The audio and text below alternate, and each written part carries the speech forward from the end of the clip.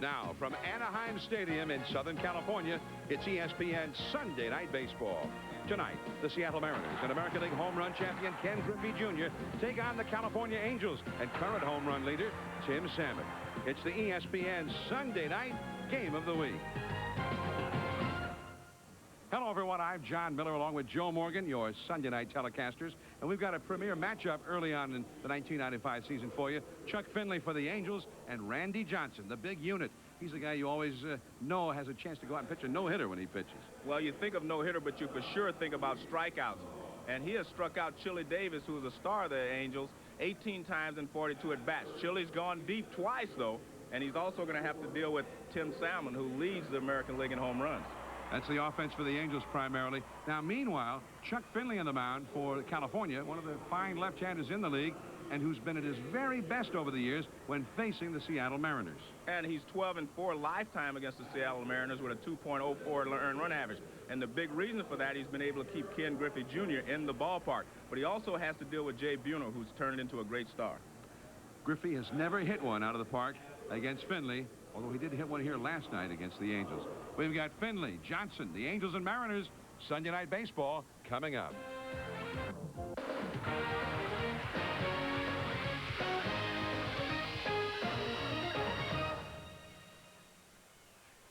Welcome back to Anaheim Stadium. John Miller, Joe Morgan, Sunday Night Baseball as the Mariners take on the California Angels.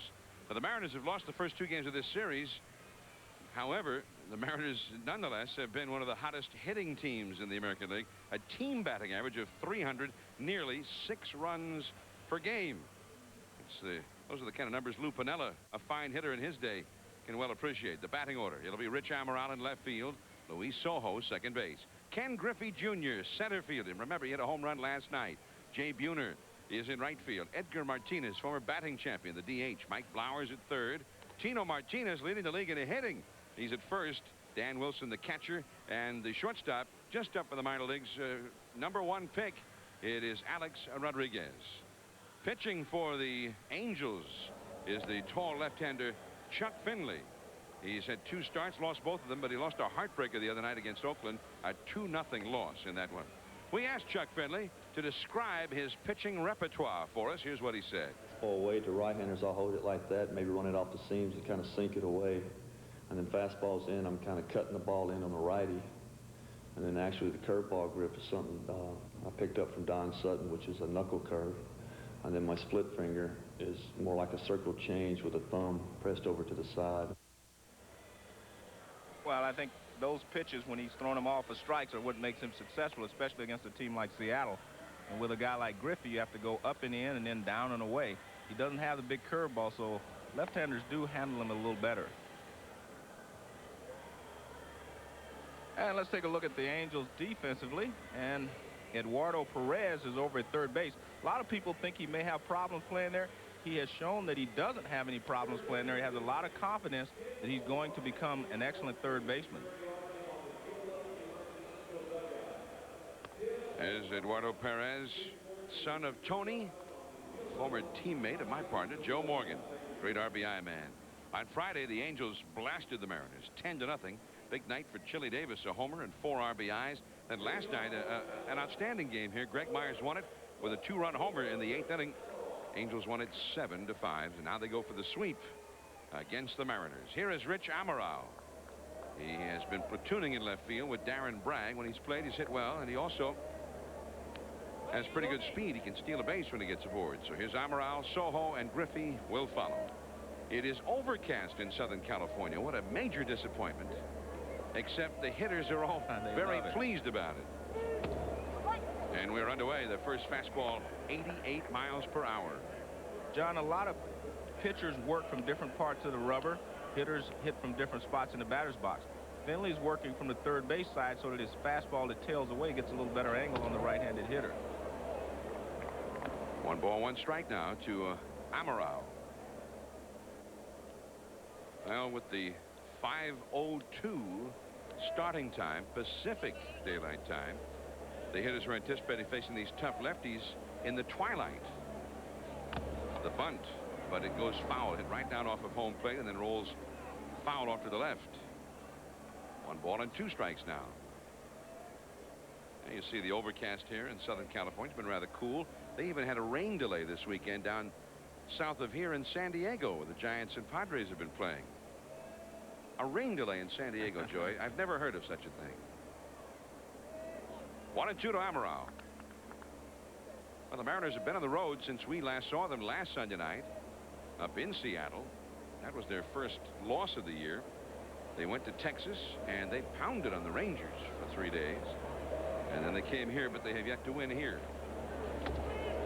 Strike 3 call. Well, he worked Amaral away, and then he comes inside with a fastball. This would be the cut fastball that he talked about. And watch this ball kind of sail in on Amaral. Good pitch. Good cut fastball. So there's one away, and here is Luis Sojo. Veteran, 5 for 15. As the young season is beginning to unfold. 1 home run, 3 runs batted in. Well, Johnson, or rather Finley's been at 88 or 89 with all of his fastballs so far on the jugs gun. Well, he said he may have lost a couple of miles an hour on his fastball, which was in the 90s range before. Little looper. And he held it. The second baseman easily. He fought with it, but he got the glove on it and he put the squeeze on it. This is a play, I guess he was working for the highlight film. Because it seemed like an easy pop-up, but he went the wrong way. He ends up having to make a difficult catch out of what should have been a routine pop-up. See, he turned the wrong way. That was the problem. You see a lot of outfielders do that, and they have problems as well. Ball was over his glove side, and he turned the other way first. Damian Easley. He ended up having to make an acrobatic catch of it. Here's Griffey. Outside for ball 1. Griffey, after we saw him last Sunday, Joe, got a stomach virus and wasn't feeling well, so they used him as a DH for a while there in Texas. Back in the lineup now in center field. Hit a home run last night.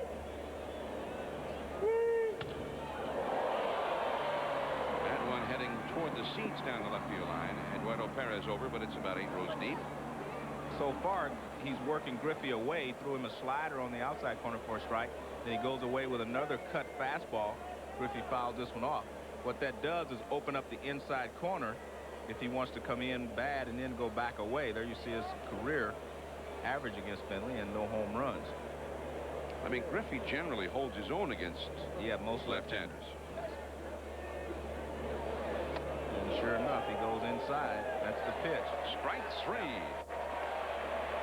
So 2 strikeouts for Finley. And this is what happens for him every time he faces the Mariners. We'll be back. Scoreless here at Anaheim. Sunday night baseball. The Mariners and the Angels.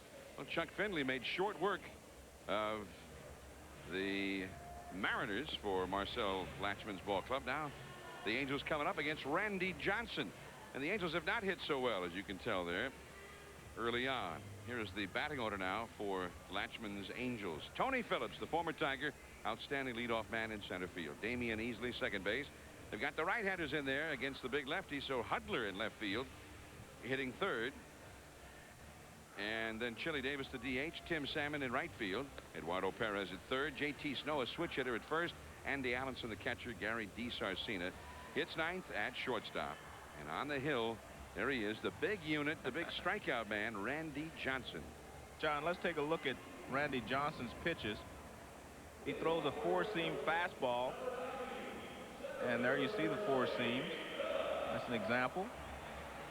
And he used it to strike out 18 Rangers in 1980-92. And here is his slider, which is awesome. It explodes on the hitters. And we get a look at him striking out Kenny Lofton on opening day last year. In fact, he had a no-hitter through 6 innings last year. That'll make a left-hander leave the box often. Well, here's Tony Phillips now to start it off. And he takes ball 1 down and in.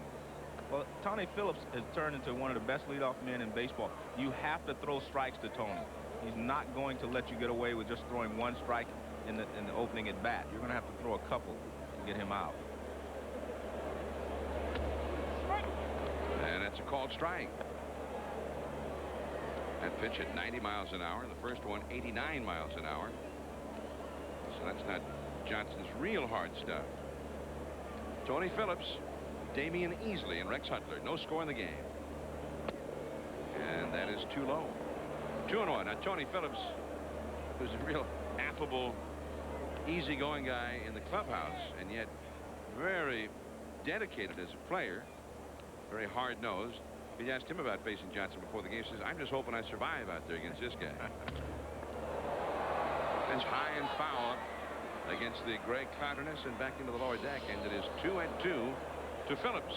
I think the biggest break that all the hitters have been able to catch tonight is the fact that the sun is not shining, and there is not the shadows across home plate with the pitcher being out in the sunlight. So they really do not have any excuses tonight.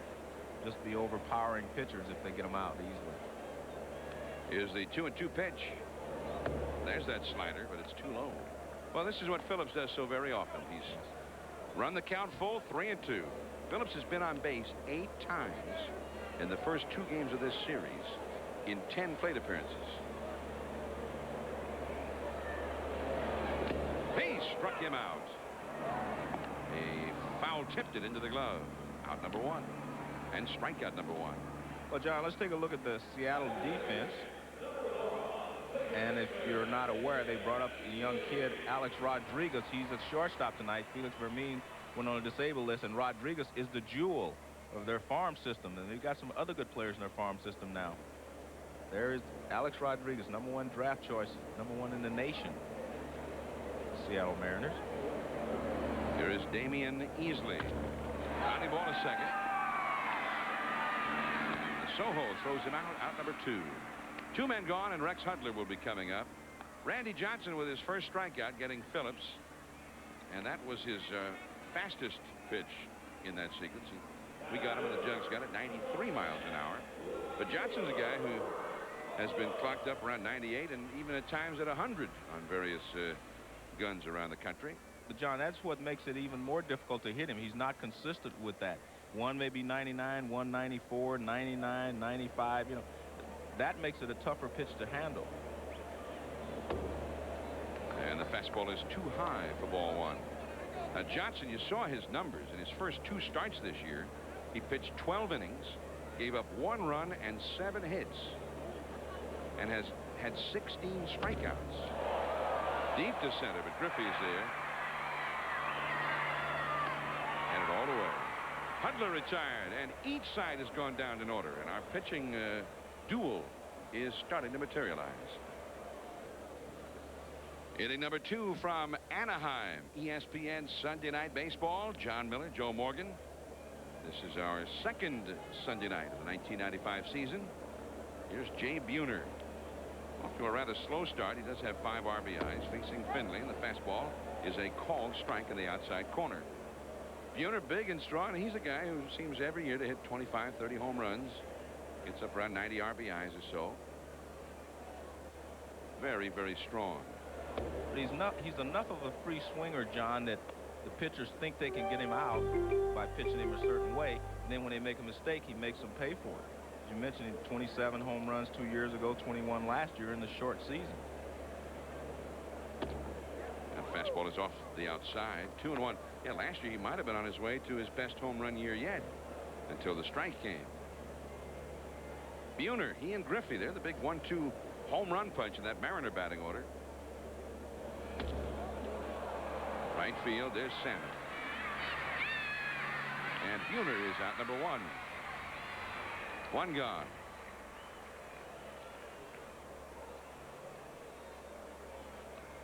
Edgar Martinez, batting champion in the American League, 1992. He's back fully healthy now for the first time since Lou Piniella became manager. And as you can see, he's hitting the ball well, just like he used to, hitting .357, 2 homers and 3 doubles already, and 7 walks. Edgar's got a very discerning eye up there. That's a foul out of play off to the right. 1 strike to count to Edgar Martinez. You know, John, talking about a team's 1-2 punch, Griffey and Buhner, the big 1-2 sluggers in this ball club. Jim Murray, the great columnist here for the Los Angeles Times, wrote a column I happened to see recently about those great 1-2 punches. that the great home run hitters always seem to be part of. There's a base hit to left field for Edgar Martinez, and that is the first hit of the game. But you know, Hank Aaron, the all-time home run leader, but Aaron had Eddie Matthews. I mean, what a ferocious 1-2 punch they were. Well, Martinez is a very good hitter. Likes the ball down, as you can see there. Goes down and gets it. Line drive to left field. That is a major league swing right there. Very level. You can see did not swing up. Good level swing. So Edgar is aboard, and here is Mike Blowers. Off to a very slow start. He's got some power, big and strong. 1 on, 1 out. And that is too low for ball 1. But, you know, I mean, Willie Mays, right. 660 home runs, Mays and McCovey. Yeah. You think of the great year Maris had. Who was sitting behind him? Mickey Mantle.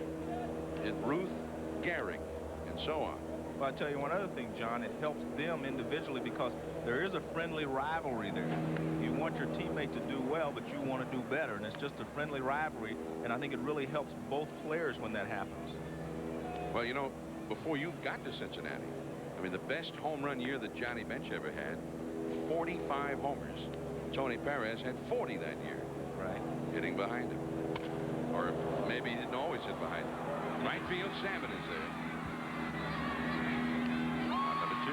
No, but you're right. I mean, and obviously Jim Murray's right about how they seem to travel in pairs, as they say. 2 down. Here is Tino Martinez coming up now. We're in the top of the 2nd inning. No score from Anaheim. Tino, a left-handed hitter, and at the start of the day, he was the leader in the American League for batting average. 444 for Tino. And he is one of the few guys on this Mariner ball club who's had success against Chuck Finley. He's the only left-handed hitter other than Griffey in the Mariners batting order, and I guess that's why. And it's a foul back out of play. He's had some success. He's only faced him 6 times, though. Well, that's not a lot of success. Yeah. 4 hits in 6 times. Well, that's pretty good. I guess Pinella said, well, he's hitting everybody else right now. He's hit him in the past, so let's go with him.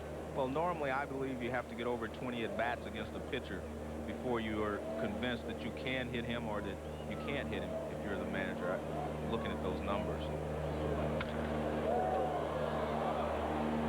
This is Rex Hudler on the run in foul ground. He catches up to it, and that's all. 1 hit for the Mariners, but no runs. Chili Davis will be coming up. Then Tim Salmon, then Eduardo Perez. The power is coming up against Johnson.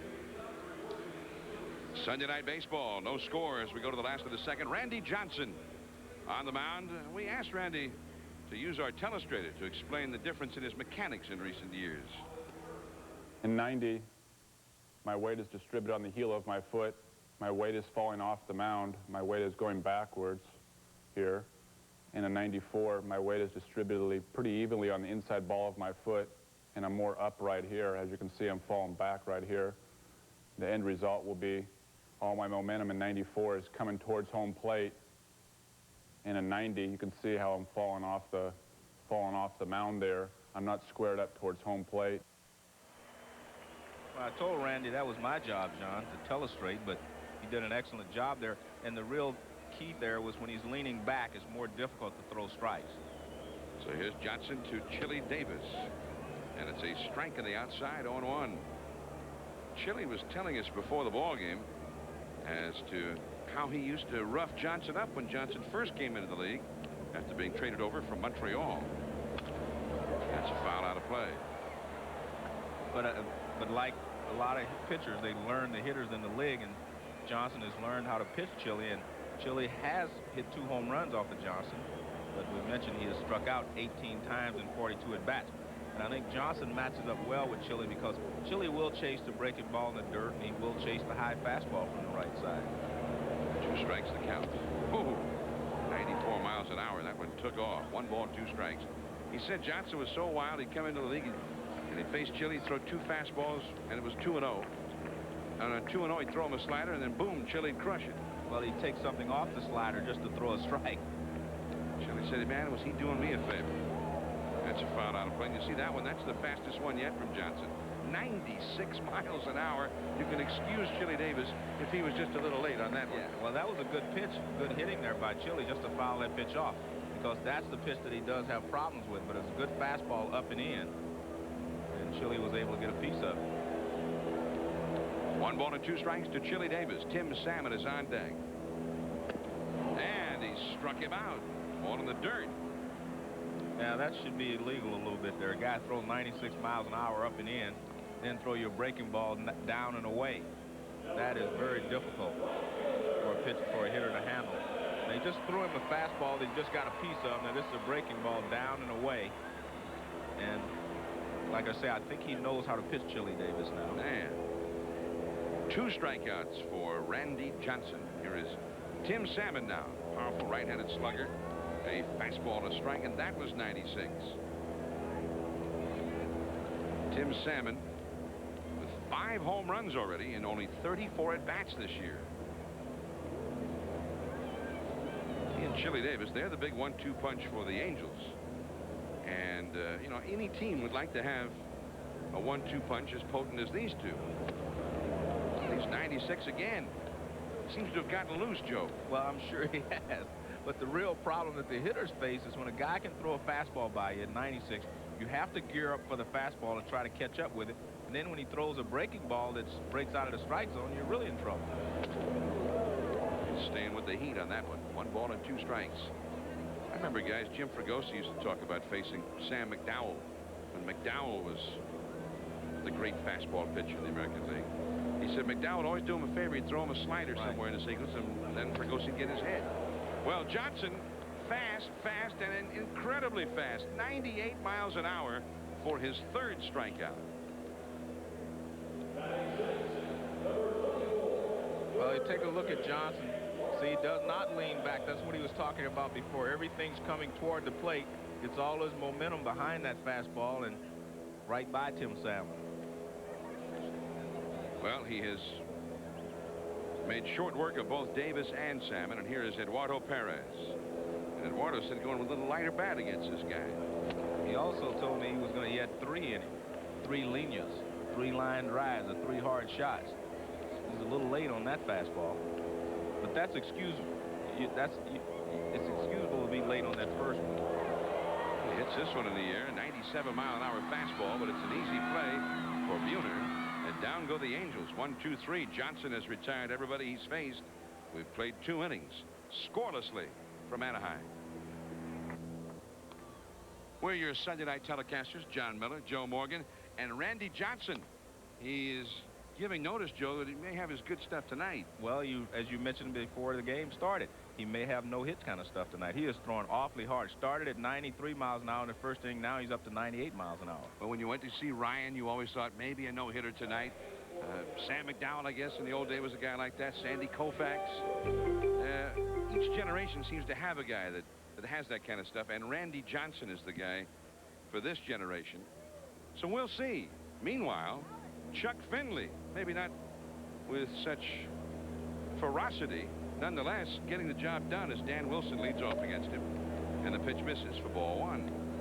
I mean, Chuck Finley is 12-4 lifetime against the Mariners. That's his best record against any team, and he has pitched well against a lot of teams over the years. And that's a ball. 2-0. One thing we haven't seen from Finley so far is that forkball. He's got a pretty good one. Yeah, he's only thrown 1 the entire ball game, but he's got his fastball working as well. And when he has his good control, he actually uses his fastball a lot more than the forkball. Moves the fastball in and out on the hitters. He doesn't have to go to the fastball the forkball as often. And he's too low with that one. 3-0 to Dan Wilson. Wilson hitting .417. Mariner catcher. Alex Rodriguez, the rookie, is on deck, and then Rich Amaral due up 3rd. That's a strike, and it is 3-1. Speaking about 1-2 punches, we mentioned in the batting orders for these 2 clubs, they've got a couple of guys who hit the long ball, drive in a lot of runs. The Angels have a pretty good 1-2 punch in their rotation with Langston and Finley. It's a foul down the right field line. 3-2 to Wilson. The one thing, however, for the Angels is that we're hearing Langston's name a lot in trade rumors all of a sudden. Well, one of the things I noticed over the winter, and this came from one of his teammates, Chili Davis said, with all apologies to Langston, he said Chuck Finley is the man on this staff. And that tells you why they would probably trade Langston before they would trade Finley. And Salmon for the out. That one just would not sink. Just kept sailing and right to Salmon for one away. Well, now the rookie, former #1 pick, Alex Rodriguez. This is his first plate appearance in the big leagues this year. He was the first man chosen in the draft in 1993. Got a brief look in the major leagues last year, and he was hitting .400 in AAA ball at the time of his call-up. So here is Rodriguez. He's still very, very young. And I guess, Joe, the thing you worry about with a guy this young, still learning how to play, coming to the big leagues at this young age is that maybe it'll hurt him, if nothing else, hurt his psyche a little bit if he doesn't have much success here. Well, the one thing that most young players have that do not, the problems they have because they did not get enough minor league experience is fundamentals. That goes for the batters, hitting in the batter's box, and also defensively. You have to have fundamentals to be consistent here in the big leagues. Well, he's got a base hit in his first at bat of the year. Alex Rodriguez just found a hole. Well, he got a fastball from Finley, and he grounds into the hole to the left side. Take a look at his stance. And that's a pretty good pitch. Sinker down and away. He just goes out and gets it and pulls it in the hole to left field. So he definitely does not have stage fright, but he's had a few at-bats in the major leagues already. One out, one on. Here is Rich Amaral. Now they've got him picked off. Snow throws down over to second base, and the tag out by DeSarcina. Well, Finley is very good at holding runners on. He does not have a high leg kick, and he has a good delivery to first base. Take a look at this. Lou Piniella yelled and said it was a balk, but he was right on the borderline, and it was obvious that Rodriguez was going on his first motion. He wasn't trying to read him. He just took off as soon as he lifted his leg. Which is pretty common even with guys who've been around a lot longer in the big leagues. Exactly. That's not a rookie mistake. That's just something that they were doing. Because I know a lot of teams that use that against left-handed pitchers. Because basically left-handed pitchers do not like to throw the first base. Most of them do not throw over there very often. So a lot of managers will say take off on the first pitch. Rich Amaral, the hitter, 2 down and nobody on. 1 strike to count. There's a big breaking ball. Strike 2. Luis Sojo would be next. We're scoreless here in the top of the third, which is no surprise. We were anticipating a low-scoring pitchers duel here with Finley facing Johnson. And that's a foul off the first base side. No balls and 2 strikes to Rich Amaral. Now next Sunday night baseball will take you to New York as the New York Mets will play host to the Montreal Expos. That's at 7:56 Eastern, 4:56 Pacific. Strike 3 call, and that ends the inning. That's the second straight time that Amaral's been called out on strikes, and that's 3 strikeouts for Finley. We'll see Johnson on the mound momentarily. Mariners nothing, Angels nothing. ESPN Sunday Night Baseball. Now joining Randy Johnson, and a fastball is called a strike to J.T. Snow. Snow hitting .297. He's up to a very fine start. Switch hitter. Went to winter ball expressly to work on his right-handed hitting. 0-2 the count. Actually, I think it was the other way around. I think he was better right-handed. He went there really to work on his left-handed hitting. That's exactly. I know it's one of them. Yeah, well, he went to work on his left-handed hitting. He, like Chili Davis, they're better hitters from the right side. 1-2 now. Well, Johnson threw very hard in that second inning, much harder than he threw in the first inning. Those are the averages of his fastballs during those 2 innings.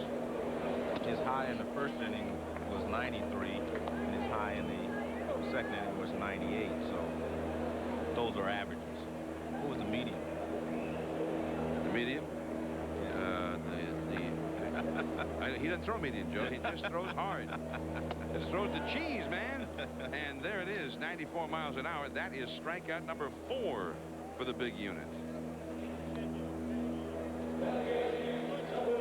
Well, a high fastball from Randy Johnson, Nolan Ryan, all the real hard throwers is impossible to hit. As Ted Williams said, the toughest pitch in the world to hit is a high inside fastball. And this one is up and middle of the plate in. Almost impossible to handle that cheese when it gets up that high. Cheese, yeah. Here is Allenson. 0-1 the count. 96 miles an hour on that one. Andy Allenson, veteran catcher, 1 for 17. He'd been playing because Greg Myers, the man who's going to be the everyday catcher for the Angels, had broken a toe in his foot the last day of spring training. But he got back last night and he hit a 2-run homer to win the game last night. But you'll forgive Marcel Latchman if he didn't put the left-handed batting Myers in the lineup against Johnson tonight. Yes. We'll forgive him and we'll say we understand. 0-2 the count to Allenson. 1 ball and 2 strikes. You know, Joe, it's a lot of fun to watch Johnson because having seen him earlier in his career when he always had to battle with his mechanics, he's fighting himself out there from pitch to pitch, to see now how accomplished he's become. I mean, and you know how hard he's worked at it. Well, that's exactly correct. I mean, you do not just get better with your control just because you're in the big leagues. You have to work at finding your release point on whether you want to release the ball for your slider, where you want to release the ball on your fastball and your changeup, which he does not throw very often. 98 miles an hour on that one. Well, he's missed 3 straight times here after getting ahead of Allenson 0-2. Well, one of the things I've noticed is every time he gets 0-2, it's an automatic high fastball. In fact, that's the way they used to pitch 15, 20 years ago. 0-2 was always a high fastball. And then they decided what the pitch they wanted to get you out with. Well, I think that was a pretty good one. Randy Johnson with his 5th strikeout. We asked Randy to tell us about the help that he once got from another hard-throwing pitcher, Nolan Ryan. The breaking point was finally when Tom House and Nolan Ryan with the Texas Rangers took me aside and basically sat down with me and told me what I had been doing in the past that was incorrect. And then one day in Seattle, when Nolan Ryan was throwing the side, they asked me to come down and watch him throw. And basically what I had showed on the screen was all of his weight is on the balls of his foot, and all of his momentum's going towards home plate. And that wasn't the case prior to that discussion in my mechanics. Well, I know something about that, Joe, that pleases you a lot is the idea of one generation passing along how to play this game to the next generation. And I think that's one of the things that baseball has lost, John. When I first came into the league, you had guys who were knowledgeable about the game. They would pass their knowledge along to you. And as you see, Nolan Ryan passed his knowledge of the game along to Randy Johnson. And I think that's what has kept baseball traditionally into an improving stage all the time. I think we lost that somewhere in the last 10 years. I don't think the veterans are around enough or take the time enough to show these young players how the game is really supposed to be played, because there are certain fundamentals that go with every part of the game. And if you pass those along, each generation will make the game better. Gary DiSarcina, the hitter, and the count to him is 2-2. Johnson 96 miles an hour on that one. He has retired 8 in a row, including 5 on strikeouts. There's a slider. Could be trouble along the right field line. It's a fair ball. He's going to try for 3. A triple for DiSarcina.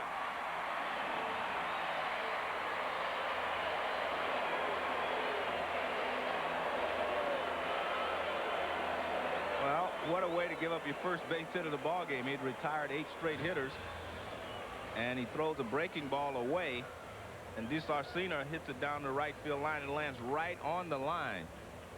It's a breaking ball away.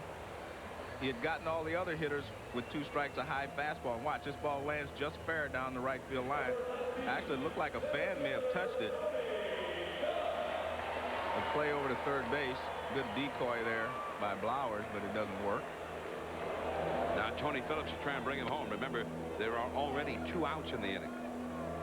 So the first hit is just a little bloop right along the right field line that could have been a foul ball just as easily as fair.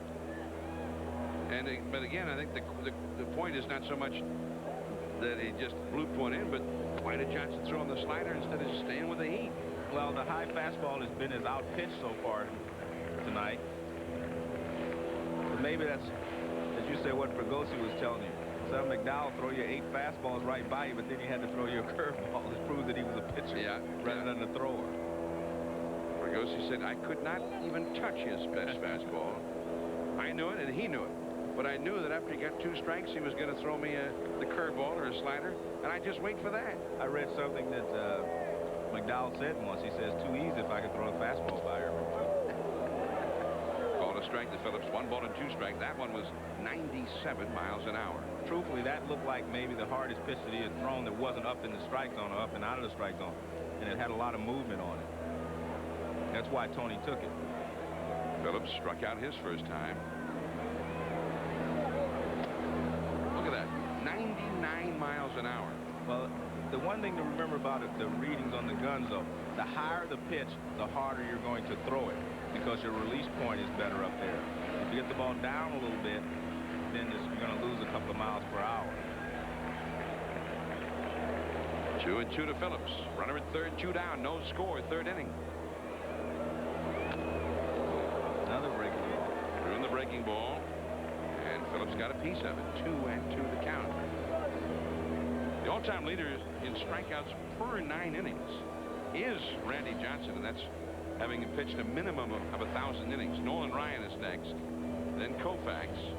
Those are the only 3 above 1 strikeout per inning among those who pitched 1,000 innings. Lee Smith is also in uniform here tonight, and then of course Sam McDowell.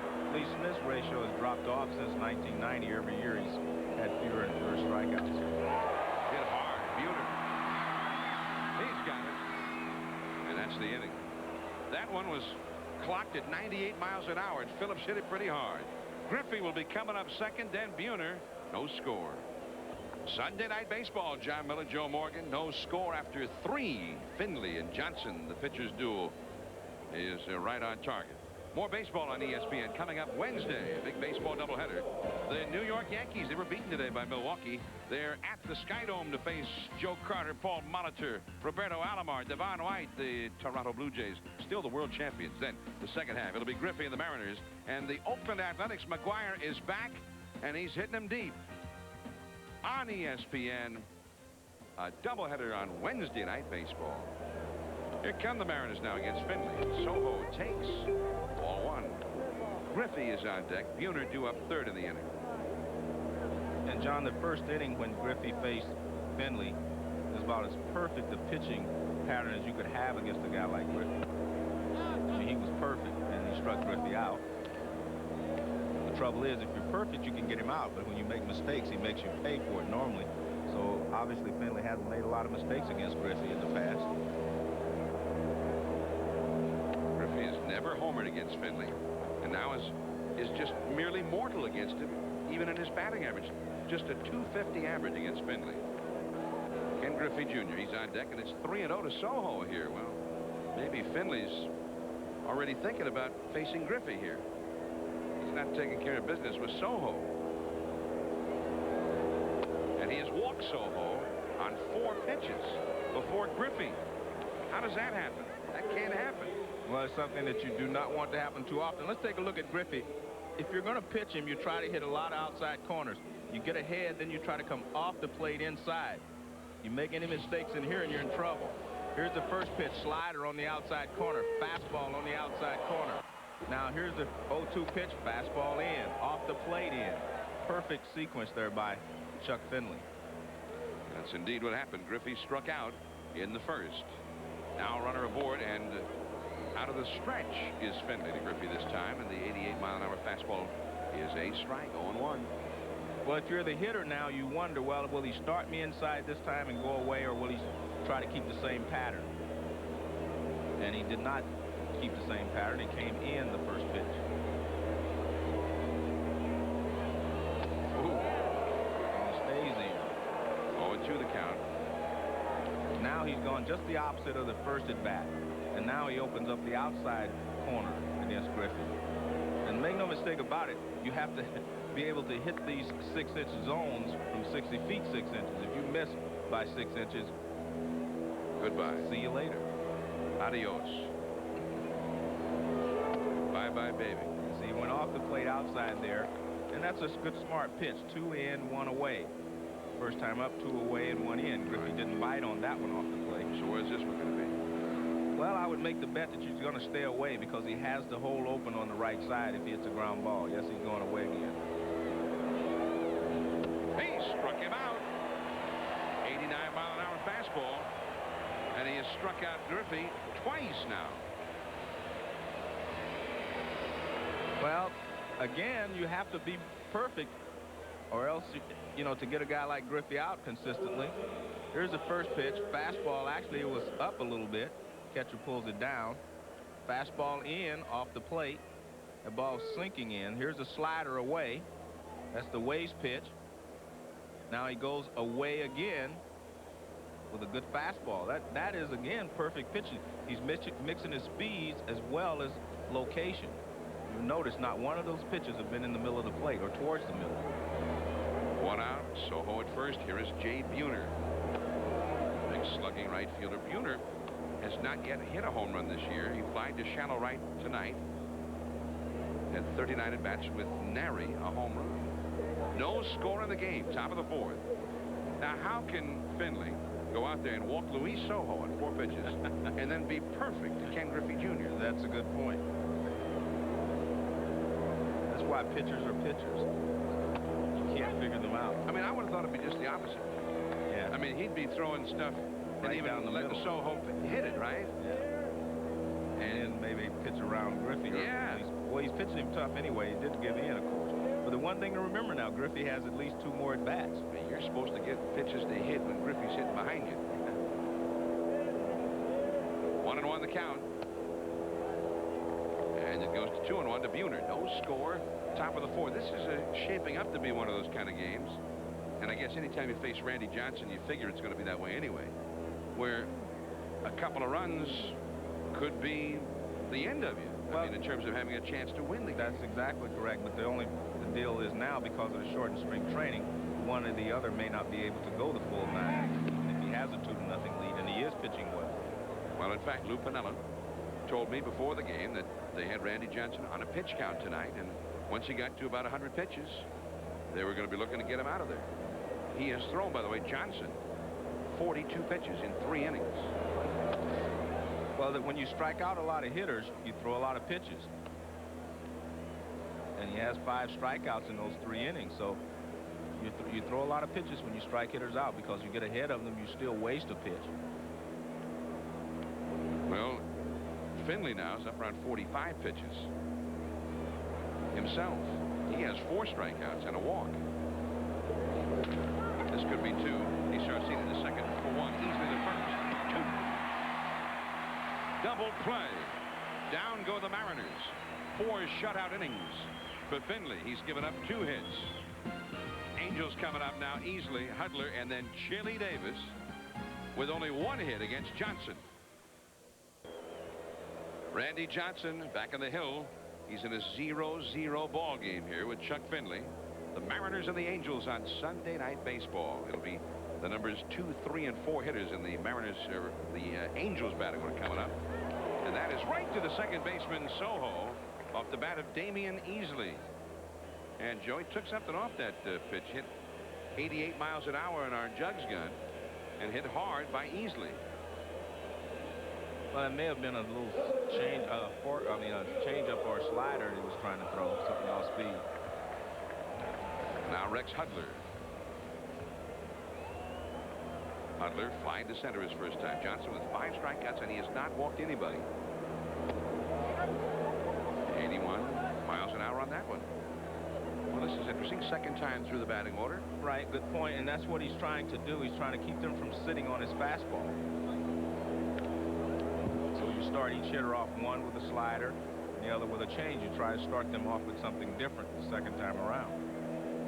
It's 0-2 to Hudler now. Another slider there. This is the 12th batter of the game for the Angels, and Johnson has had a first pitch strike to 9 of them. just what he's been doing, as you pointed out the last inning. Every time he gets to 2 strikes. High fastball. Yeah, that is the pattern that he has used. Chili Davis is on deck. Broke his bat. This could be a tough play from the home for the rookie. Save!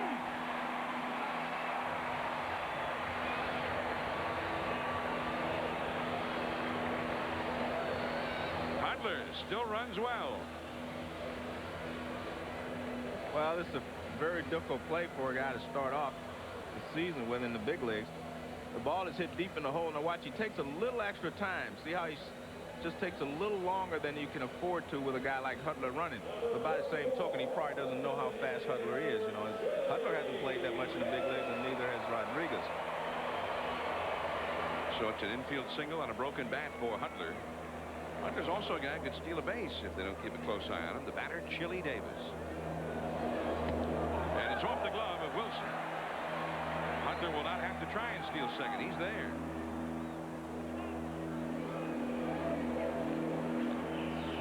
It will probably be scored as a wild pitch, but I thought the ball should have been caught. We'll take a look at it. See, that ball should have been caught. Well, they scored it a pass ball, Joe. They agree with you. Yeah, that should have been a pass ball. Well, in a 0-0 ball game, some little things happening here, conspiring against Johnson. And now the best RBI man on the Angels club is at the plate. He took it too high. 2-0 to Chili Davis. Well, he struck him out with all gas the first time. 3 home runs for Johnson in his career. Or against Johnson for Davis in his career.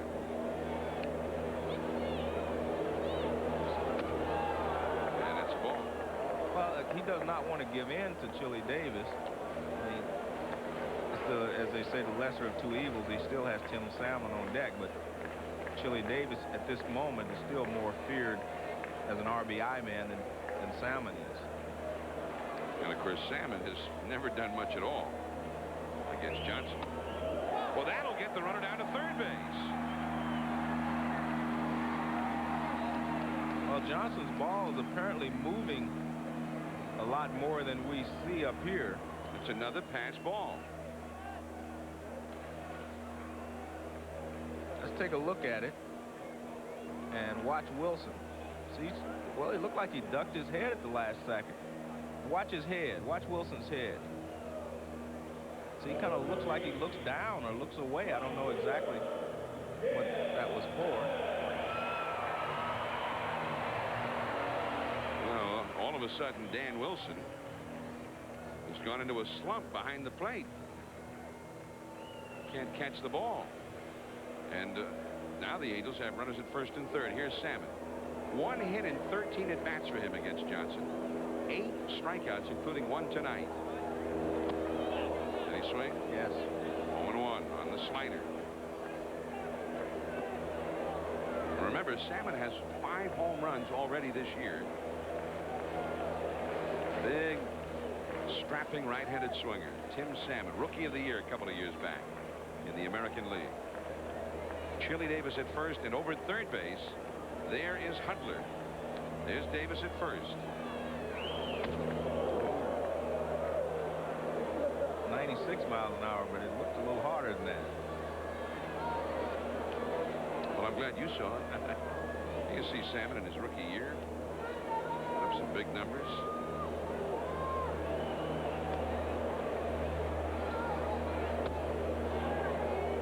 Two and one. Another slider. And Johnson wants to know where that pitch was.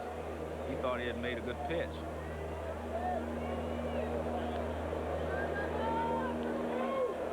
Take a look at this pitch. Well, Johnson thought it was a strike, but I'm sure Brinkman thought it was low.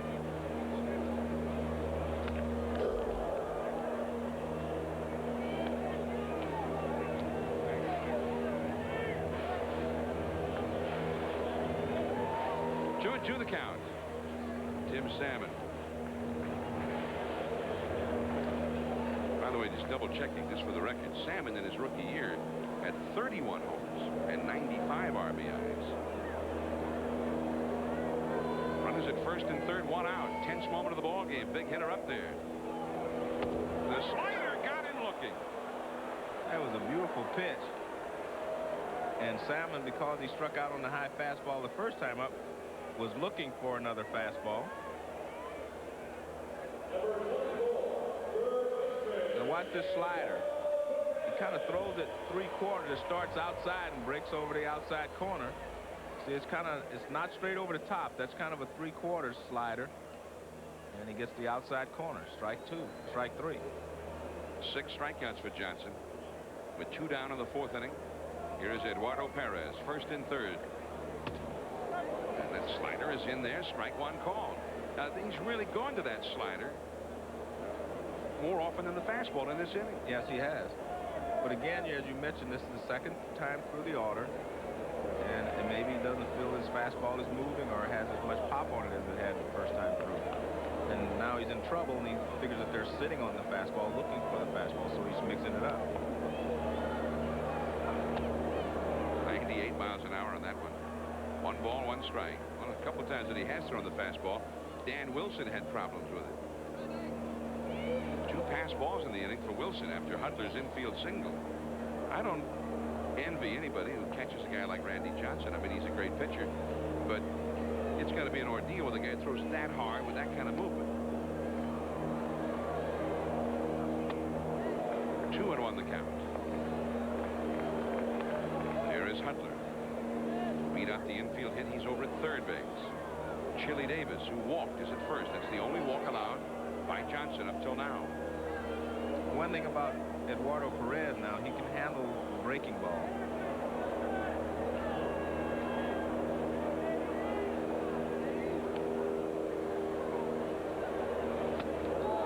Well, he didn't get the breaking ball there. No, that's a fastball. That's a high one. 97 miles an hour. I hope it's not a breaking ball. Hey, they're really in trouble if that's his breaking ball. No, that was a high fastball. 2-2 the count. 2 out, 2 on. 4th inning. No score. Marcel Latchman. He knows a little thing or two about pitching. Been a fine pitching coach in the big leagues for years. There goes Chili Davis. The ball is fouled back. See, that was a breaking ball. You see, he had a very good swing at it. Davis back to first. 2-2. The count remains to Eduardo Perez. Tino Martinez on the bag at first with Chili.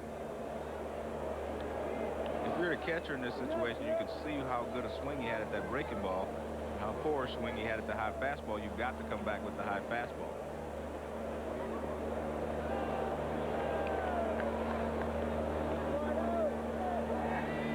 And Johnson just makes sure that Chili doesn't take liberties over there. Chili was running on the previous pitch. 2-2 the count. Real quiet crowd here tonight. Angels with an excellent scoring opportunity, but the fans don't seem to hold out much hope that they're going to actually score here. They've been quiet throughout the budding rally. 2-2 the count to Perez. He makes Johnson wait on him now.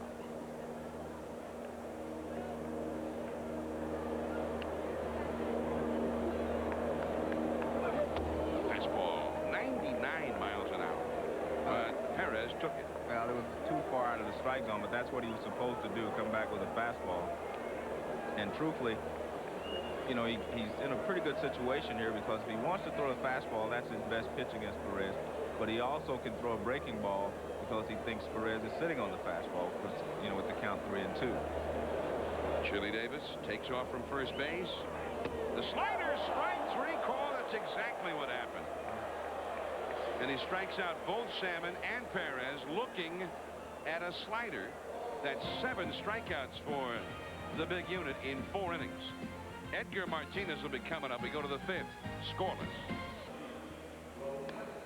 Sunday Night Baseball from Anaheim. No score after 4 innings. The Mariners and the Yankees. It's going to be their year, Joe. I know you and I have talked a great deal about that. Well, they score a lot. I like that. Yeah. Here's Edgar Martinez against Chuck Finley. A high, lazy foul. It drops back in amongst the spectators down the right field line. Salmon gave chase, so did Easley. Edgar singled his first time, one of only 2 hits for the Mariners against Finley. Now, Finley certainly is used to a game like this. Just last Tuesday, he got locked up in a 0-0 ball game against Oakland. Geronimo Berroa hit a 2-run homer to win that one. And Finley was a hard luck loser, 2-0 in that game. Now he's matched up with Randy Johnson. It is 0-0 in the top of the 5th. Edgar Martinez hitting .379 for the year. Slider missed. 2-1. Finley 4 strikeouts, 1 walk. Randy Johnson 7 strikeouts, 1 walk. Each team has 2 hits.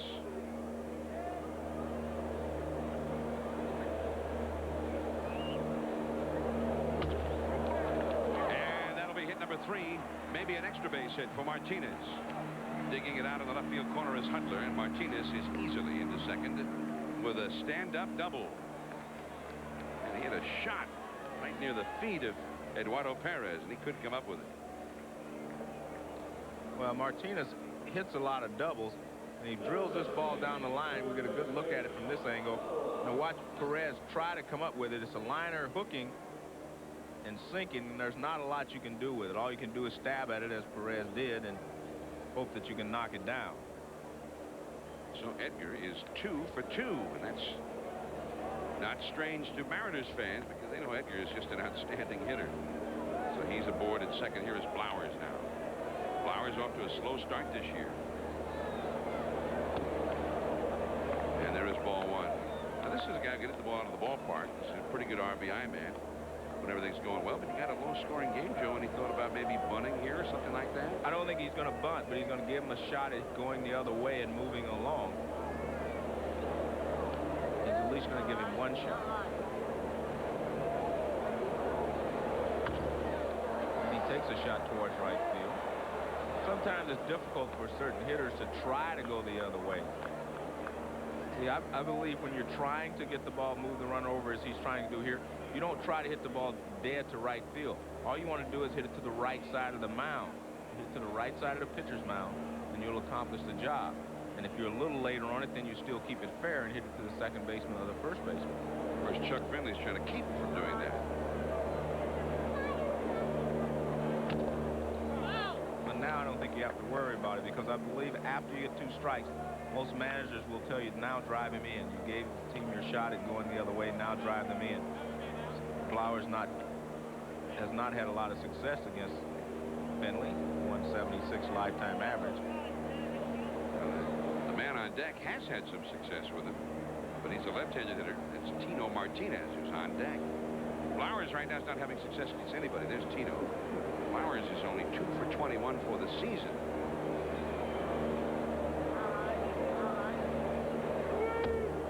Too far inside the fastball. 2 balls, 2 strikes. The Mariners with a record of 6-3, and the Angels are 6-4. And they're right up real tight at the top of the American League West. The Angels just a half game out of first behind the Mariners. 2-2 the count. No score in the game. Well, they got it done. Nice pickup by Snow. Nobody's there. And that will give up the first run of the game. Finley a little late in getting over there. And coming in to score is Edgar Martinez as the ball rolls into the dugout. And it is 1-0 Seattle. It was a great play by Snow at first base, but you also have to realize that Finley is not going to beat Flowers to the bag, and you almost have to hold this. It's a tough decision to make, but he would have been better off holding the ball. Now, Flowers does a great job of hitting the ball to the right side. Now, watch this nice diving stop by Snow. But when he looks up, he's got to be able to see that Finley is not beating Flowers to the bag. Finley breaks late, and Flowers is going to beat him. And you can get your pitcher hurt right there, plus you can throw the ball away as they did. We'll take a look at the throw here. Now watch, he leads Finley. Actually, it was a pretty good play by J.T. Snow. Finley just missed it, but it's a very difficult play to make in that situation. And, of course, Blowers gets to go down to second base because of the error on the throw from, well, I don't know who they're charging it to. You're going to give it to Finley. Finley, I thought so, but it was a pretty good play there by J.T. Snow. But, again, I think there are times when, and as an infielder, your second baseman, your shortstop, someone has to yell to you, hold it, hold it. Because if the pitcher is not clearly beating the runner, you shouldn't throw there. Well, on a really kind of a freakish kind of a play, the first run of the game has scored. Blowers gets credit for a single, and he goes to second on the error charged to Finley. The run also scores on that error. A costly error, to be sure. And here is Tino Martinez, ball one. Pitchers fielding practice. Yes. PFP. PFP. They do it for hours at a time in spring training. Tino hammers one deep into right field, and this one is gone, a home run. So perhaps Finley shaken a bit after the collision, and of course after giving up the run. Now he gives up two more on one swing of Tino Martinez's potent bat. The first home run of the year for the league's leading hitter. It is 3-0 Seattle. Well, I think that's one of the reasons that they made a visit to the mound, to try to give him time to compose himself. But I really don't think he did, because he made a bad pitch to Martinez and cost him two more runs. Now all three of the runs become earned. Dan Wilson takes ball one. Well, Tino Martinez is now, for some unknown reason, he is 5 for 8 lifetime against Chuck Finley. Now he's got a home run as part of his collection. Well, I believe one of the reasons he hits Finley well is Finley doesn't have the big breaking curveball that left-handed pitchers usually use against left-handed hitters. So he doesn't have real pitches to make you bail or to make you flinch. You know, fastball, slider, and a forkball does not make you flinch. And it is 3-0 to Wilson. Things have not gone well for Finley since the collision. First the home run by Tino. Now 3-0 to Dan Wilson, lined out to right his first time. Alex Rodriguez, the rookie, is on deck. Nobody out in the inning. That's a strike. 3-1. It's going to be extremely disheartening for Finley. All of a sudden, I'm down by 3, and he's got to be saying, "Hey, Randy Johnson, this is looking real bad now." Base hit. Wilson went down and probably swung at ball 4, and he hit it hard. Well, let's go back to that collision. The collision that turned this game around. The ground ball by Blowers, the great save by J.T. Snow, but then he makes the throw, and it was an ill-fated throw.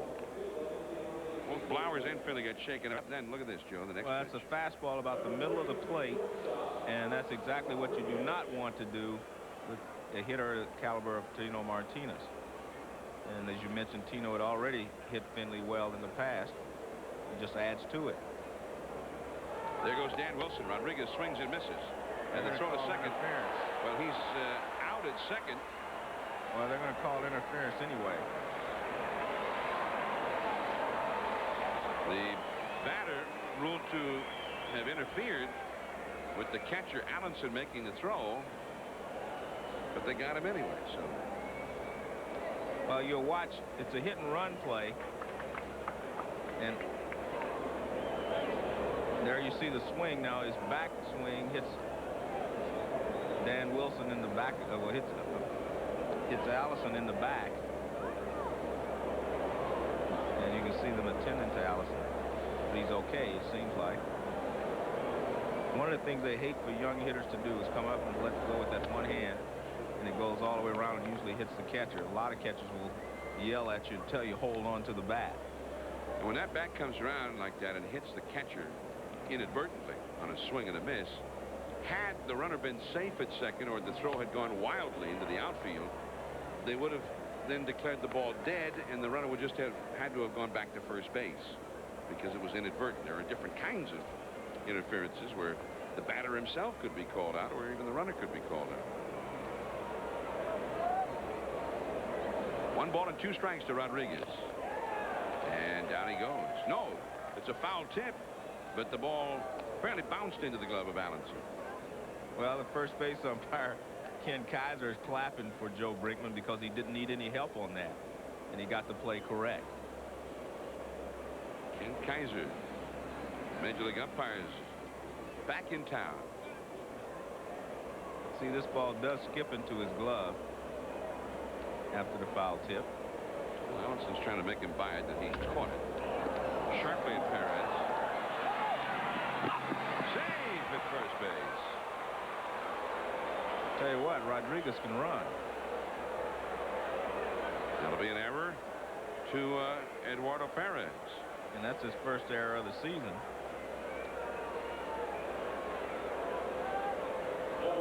This ball is hit very sharply at the third baseman.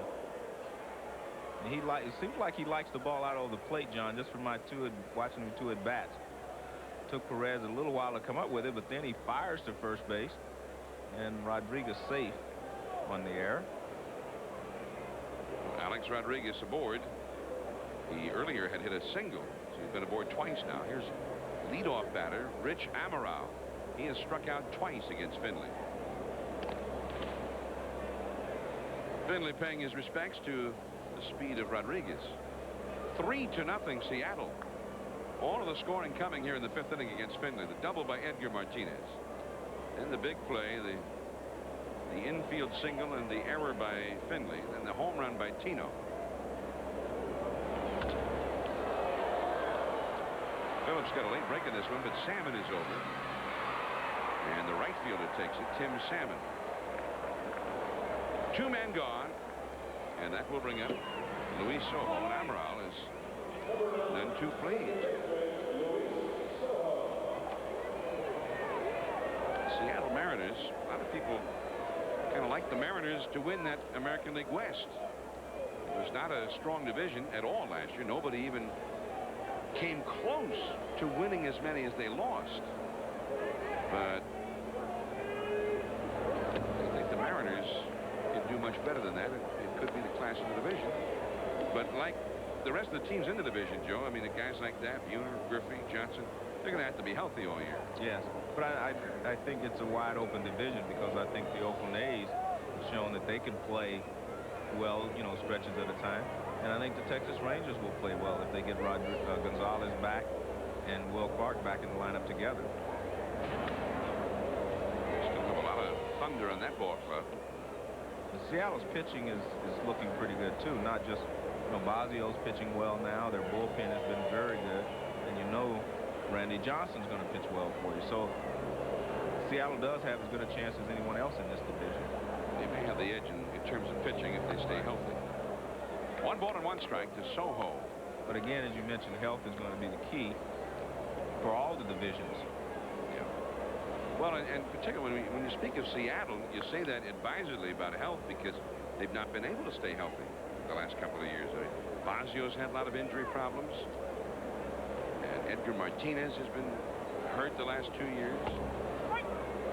They've had bullpen injuries that have killed them.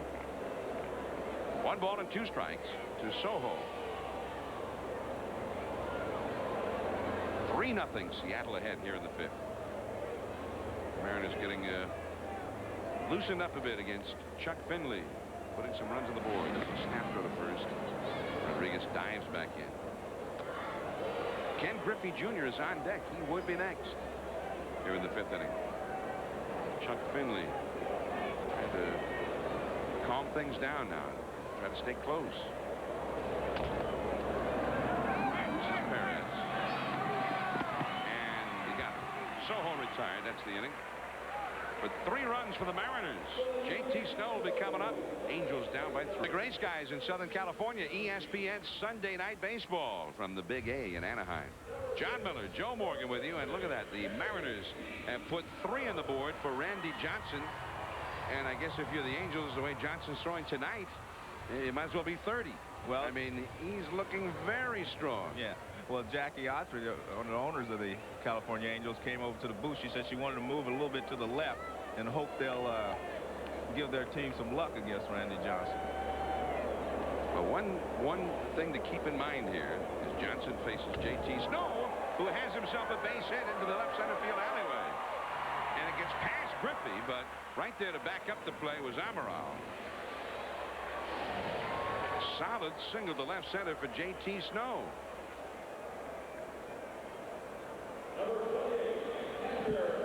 Well, that's the first pitch, high fastball, and J.C. Snow jumps on it and hits it into left center field. He actually hit it toward the end of the bat, but base hit's a base hit. Good playing there by Griffey and being backed up by Amaral because he knew Amaral was there, and he let that ball go because he had a funny hop. Here's Andy Allenson. 2 low ball 1. Now, one thing just to keep in mind, Lou Piniella told us before the game that they're working Johnson on a pitch count tonight. And he'll be limited to about 100 pitches. Once he gets up to 100 or close to it, then he's going to be out of there. And he right now is up to 65 pitches. We're only in the 5th inning. So we know right now he's not going to go 9 tonight. Well, the good thing if you're a California Angel player is that after, you know, about 30 more pitches, you're going to get a chance to hit against someone else. And that would be a chance that you might want to try to catch up. And also, one other note while we're on the subject, the bullpen's a little bit handicapped tonight for the Mariners. And it's ball 3 to Allenson. Bill Risley, one of the right-handed setup men, a real hard thrower, got a little tightness in his arm. And Piniella said he's going to hold him out tonight. Doesn't mean he has nobody in the bullpen to get the job done, but a little more short-handed than he ordinarily would be. Well, a 4-pitch walk after the first pitch single. And that is not a good sign if you're Lou Piniella. Well, this is his 7 strikeouts. First inning, Tony Phillips. Breaking ball to Chili Davis. Fastball to Salmon. J.T. Snow. Another high fastball. Andy Allison, a high fastball. There's Salmon with the breaking ball, and Perez a breaking ball. That's 7 strikeouts, 4 on high fastballs and 3 on breaking balls. So pretty evenly distributed. The bunt by DeSarcina. Beauty! Base hit!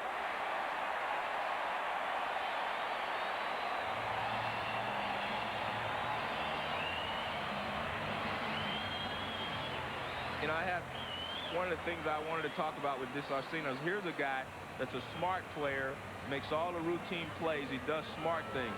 This is a very smart play. When your team is down 3-0, just to try to get them back in. Now you have the bases loaded with no one out.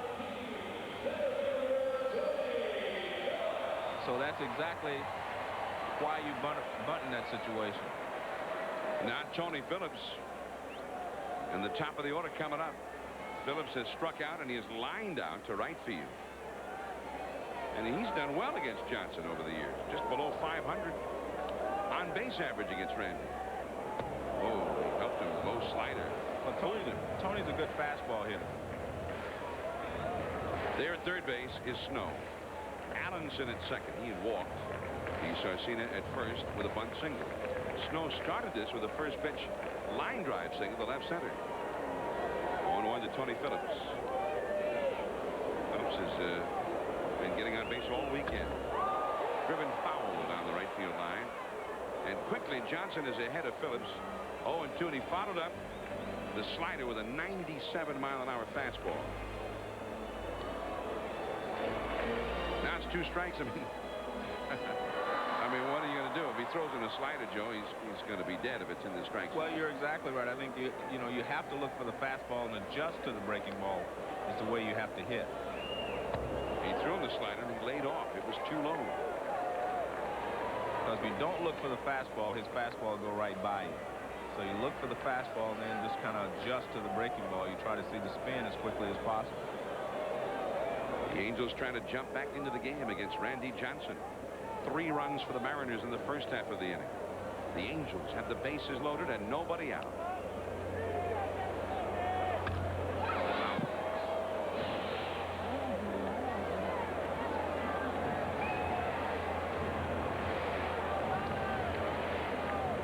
One and 2 to Phillips. And Tony was kind of shocked when he learned he'd been traded by the Tigers. He said, I feel like they came in and stole my security blanket from me. He misses Sparky. Back to Johnson. He goes home with it. Low throw. Look out. to making those little soft tosses. I'm surprised he didn't throw a 90-mile-an-hour fastball there. Man, and J.T. Snow came in, and he was intent on taking out Dan Wilson. Well, they wanted to make sure they didn't get the double play, but they really didn't have a chance for the double play. So slider, and Phillips just tries to put it in play, which he does. And Johnson just a soft toss, and he throws it into the ground, which put Wilson in a very vulnerable position. And J.T. Snow was just going to make sure that he didn't try to throw to first base.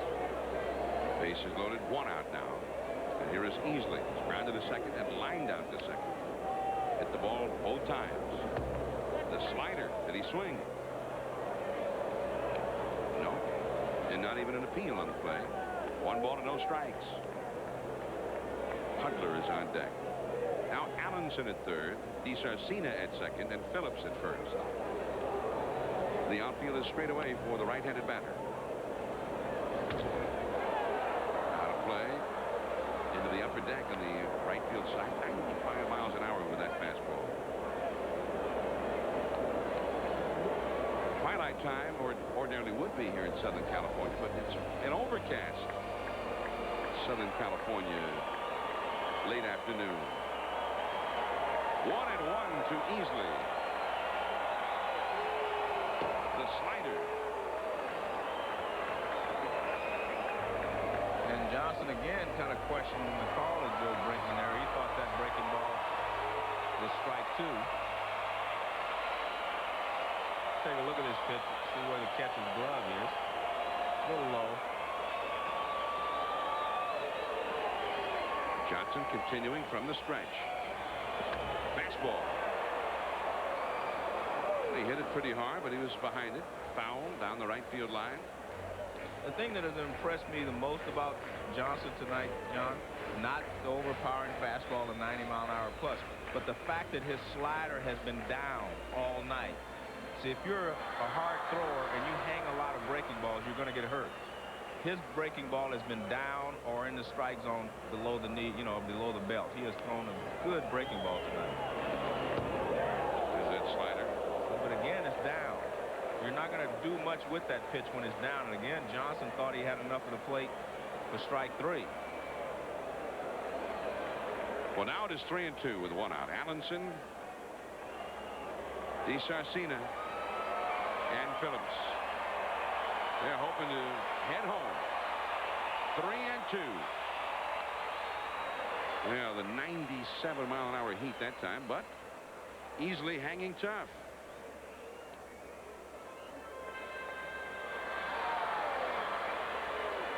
And Easley has not swung at any of the sliders in this sequence. Every pitch that was not a strike was a slider that was too far down. Damian Easley. He's from Southern California. You think he's got a lot of talent. He's had some injury problems in the past. Fastball, little looper. The runners have to hold. Caught by Soho, out number 2. 97 miles an hour again, right on the hands. Yeah, that fastball in is very difficult to handle. Now this pitch will be in and on the hands. Easily, you see he's just trying to fight it off, and that's what he does. I mean, that's a good at bat for Easley. Got nothing out of it, but I mean, it's a tough pitcher. Well, it was a good at bat, but it was also some very challenging pitches thrown there by Randy Johnson. You have to give them both credit. So here's Hudler.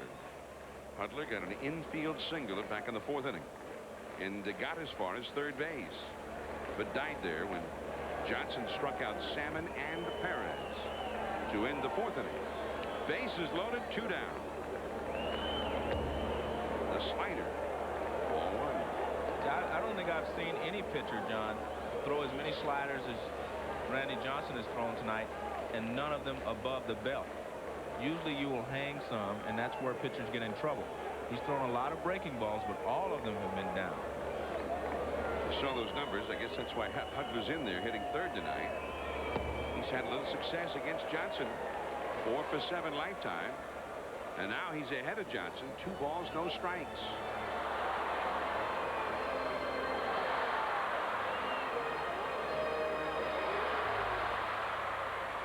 Rex Hudler.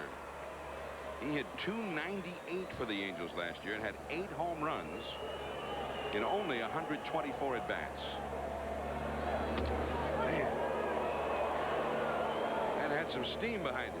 Yeah, well, but if you're going to hit one, I think that's the one you have to hit. That looked like it was 2-0 fastball, and it looked like it was in the middle of the plate. So he has to see it if he's going to hit it. Well, that's true, but that's the one you got to hit. That wasn't on his hand. See, that ball was out over the plate where you could hack at it. That was the worst pitch. See, that's the problem. Then you're swinging one up high, and you're not going to hit the high one. That's interesting. Why did he take it? I don't know. Maybe he was looking for a walk. I mean, 2-0, that's... Yeah, no, that's what I mean. 2-0, you're sitting dead red. I mean, there's nothing more in your favor than that, is there? And you know a fastball's coming, and you want it, you know, real pretty much out over the plate. 2-2 to Hudler. He has flied out to center and gotten that infield hit. Bases loaded. They were loaded with nobody out. They are loaded with 2 down. Nobody has scored yet. Allenson, DeSarcina, and Phillips, the runners, ready to go on anything. The slider, and he struck him out. Nice. I saw Patrick Ewing do that today. Kind of beat his chest a little bit. Randy Johnson, strike 3, beats his chest. Johnson, an emotional reaction to strike 3. He's battling tonight. The Warrior, Randy Johnson, strikeout number 8. In Anaheim, ESPN Sunday Night Baseball. Mariners 3, Angels nothing. Ken Griffey's coming up for the Mariners, but it's been a tough night for him so far. Well, Finley has pitched him perfectly, both at bats. You know, here's a strikeout in the first inning, and this one in the 4th inning was away. Now watch this pitch. It's perfect pitching by Finley to Griffey so far, but as normal, it's tough for a pitcher to make perfect pitches for at bats. So I expect Griffey to get a good pitch to hit this time. You know, he's only seen 7 pitches in his 2 at-bats, and 6 of them were strikes.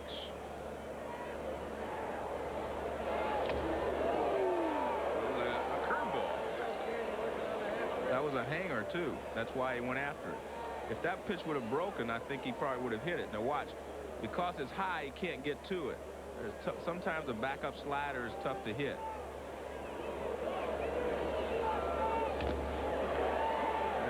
Slider. 0-2. So that's 9 pitches, and 8 of them have been strikes. I once saw a teammate of mine, Rusty Staub, strike out against the left-hander Ray Sadecki. 9 straight pitches, and in the 10th one, he hit it in the gap in left center field. Struck out on 9 pitches. Strike 3 call.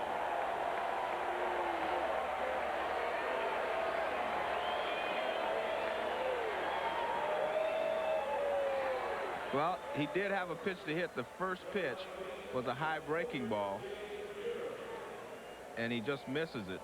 This is a high breaking ball. See, that's a pitch actually out of the strike zone. Here's another breaking ball. This one he fouls.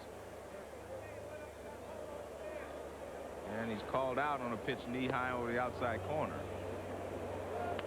Jay Buhner takes strike 1 call. Buhner has flied out to shallow right. Is grounded out into a double play. 0 for 2. So Finley has shut down the big guns.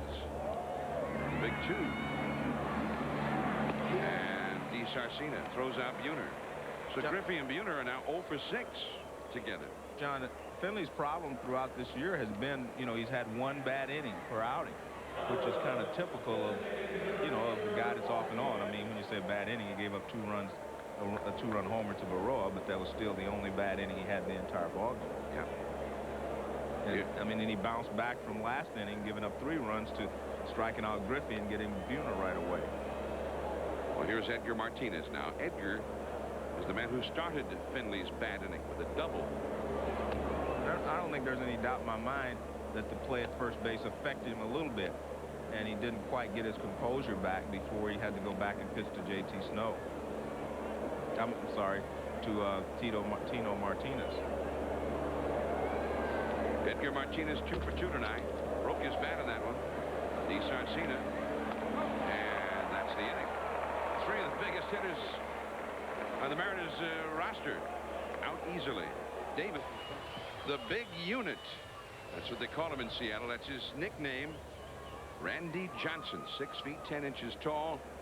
He's the tallest and the hardest throwing starting pitcher in baseball. Now here he is facing Chili Davis. And just maybe, Joe, he might be evolving into just the best pitcher in baseball. He's already one of the best. We know that. Well, he definitely seems to be getting better each year. Now, that was his 88th pitch. Now, if Piniella holds true to his pregame thoughts, this will be his final inning. Davis drives one deep to right. Back is Buhner. And this one is off the base of the wall. Davis heading for second. He's in there standing. A double for Chili Davis.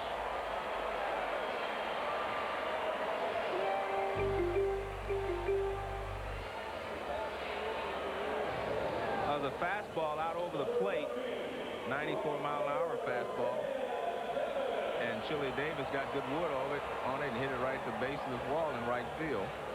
Fastball, see, it's out over the plate, not up. He had been getting the ball up on Chili, and that went off the Toronto Blue Jay sign. Well, here's Tim Salmon. 0 for 2 tonight, 2 strikeouts in the dirt for ball 1. Well, he pitched out of a jam last inning, John, with the bases loaded, no one out. He kept the Angels from scoring. And that's the sign of a pitcher. You test a good pitcher, keeps his rallies to a minimum. He doesn't open the floodgates once he gets in trouble. He's always able to minimize the runs that are scored in that inning, in that situation. Ball a strike. 96 miles an hour. He's up past 90 pitches now. So this would likely be the final inning for Randy Johnson. And we're only in the 6th inning. And this is still the residue of the strike, the truncated spring. Starting pitchers are not yet ready to go. The number of innings, the number of pitches that they ordinarily would be. The bullpen is already busy. They were busy before the inning started. Jeff Nelson, a right-hander, is up out there. And also, a left-hander is up right alongside Lee Guterman. 1 ball and 2 strikes to Tim Salmon. Salmon now in 14 career at-bats against Johnson, has struck out 9 times. Brook is back, but he hit it. Rodriguez has to hurry. Just in time. Davis takes third. That bat didn't break, it exploded. Good base running there by Chili Davis to move up on the ground ball. And Rodriguez is continuing to get tough plays at shortstop. And Barrel just breaks right off. But this is a tough play. Rodriguez charges it, gets rid of it in time to get Salmon at first base. Ken Kaiser with the left-handed punch. That was a flamingo call by Kaiser. Man, he's been working on his calls during the lockout there, Joe. Here's Eduardo Perez, runner at third, 1 out. Ken was up on 1 leg. It was artistic. By the way, that bat exploding in the hands of Salmon, that's what happens on a jam job when the pitch is 97 miles an hour. 1-1 now, the count to Perez, who has lined to right and struck out. That's the average speed in his fastball, 95. The top we've got was 99. I think that's the fastest we've ever gotten on our jugs gun on Sunday Night Baseball. Yes. I didn't even know it went up that high.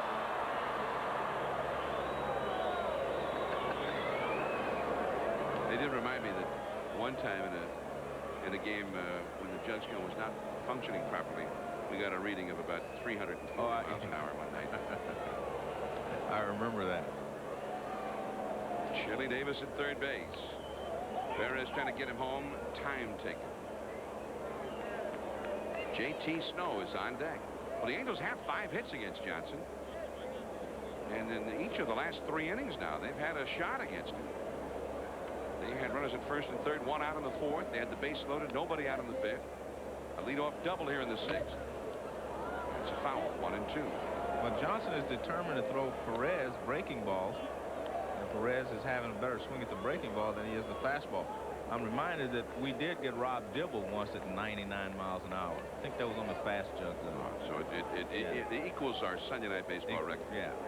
The next pitch, Bobby Bonilla hit out of the park to win the game. Exactly. Eduardo Perez. He is only 3 for 20 this year. Got the slider. And he's making, I mean, he has had some very good swings at the breaking ball.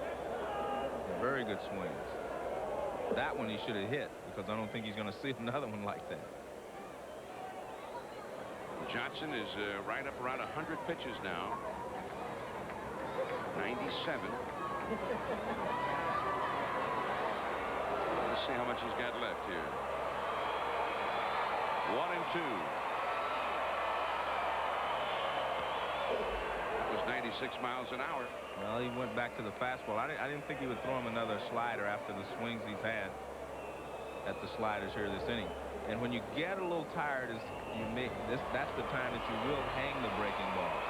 And maybe, you know, Johnson up around 100 pitches may be getting to his limit. And that's when you would hang the breaking ball, because you don't get quite the arm speed on the snap.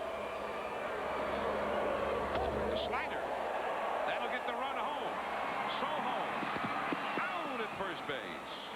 Nice play by Soho, but a run has scored and Perez gets the RBI. I'm still amazed that he wanted to keep throwing him all those breaking balls after the swings that he was taking. This is another slider, and it's hit hard right back up the middle. And a nice diving stop there at second base by Soho. He gets up and throws Perez out. But Chili Davis scores. That's just a nice play there by Soho. Takes his time. He knows he has a little time with a right-handed hitter. Here's J.T. Snow. He has struck out, and he has singled to left center. 1 for 2. Snow is hitting .308 for the year.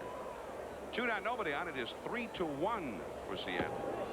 And at least from Seattle's side, this is likely to become a game that will be handed to their bullpen after this inning now. Johnson is up past 100 pitches. I asked Pinella before the game. He told me 100 pitches. I said, well, what if he's got a no-hitter? After 100, he says, he's coming out. 100 pitches. I said, what if it's a perfect game after 100? He says, well, then I'll have you go out and take him out. It did happen earlier, you know, in the beginning of the season. Was it Napier had Kevin Napier on opening day in Kansas City against Baltimore. Yes.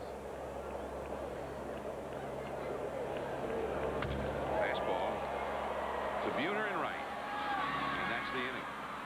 Johnson has gone 6, 8 strikeouts, 1 run and 5 hits allowed. Maybe that's it for him. We'll see. And a lot of kids out here. They had about, what, 12,000 Little Leaguers that paraded around the warning track before the game, and then they were able to find their seats and enjoy the ball game. There's some Padres and some Angels from the Little League there.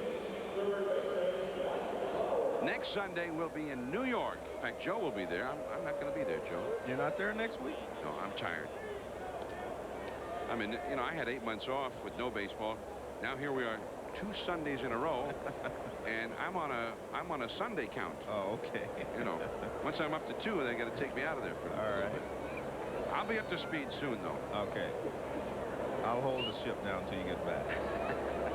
Here is Mike Flowers, but it's the Mets and the Expos, and I think we'll all be interested to get a look at Felipe Alou's Montreal Expos without Ken Hill, without John Wetland, without Larry Walker.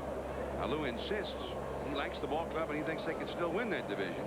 And indeed, they do have a lot of talent. They do. They do have a lot of talent, and I mean, they had some young players that are going to be a little better this year than they were last year. Mike Flowers facing Chuck Finley, and it's a count of 1 ball and 1 strike. Finley has thrown 79 pitches in the game, so he's had much more of an economy of pitches than Randy Johnson, who is over 100. Base hit.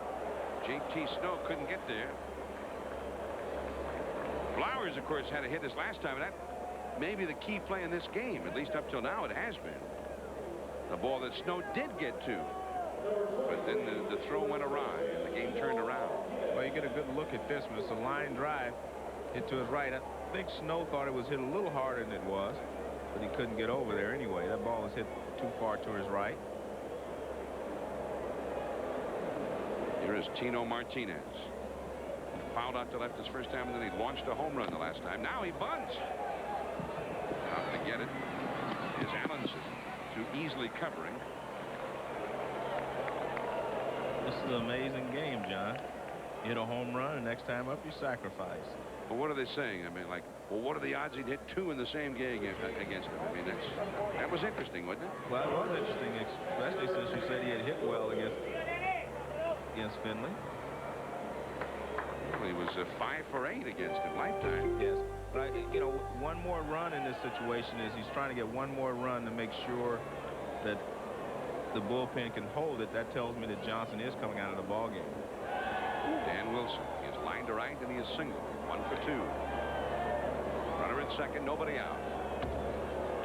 And really, the key moments in this game, Joe, the 5th inning, a double by Edgar, and then Blowers hits that grounder to J.T. Snow. Nice pickup, but then his throw to Finley, covering first, hits off Finley's glove. Finley collides with Blowers.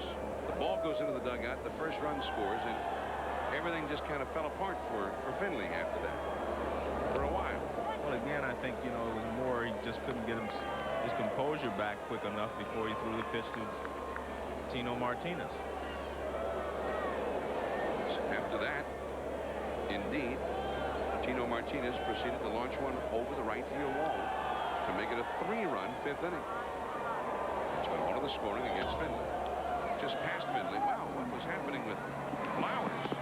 I guess he thought Finley was going to catch it. What else could he have been thinking, Joe? Well, he wanted to make sure that Finley didn't catch it. That's exactly right.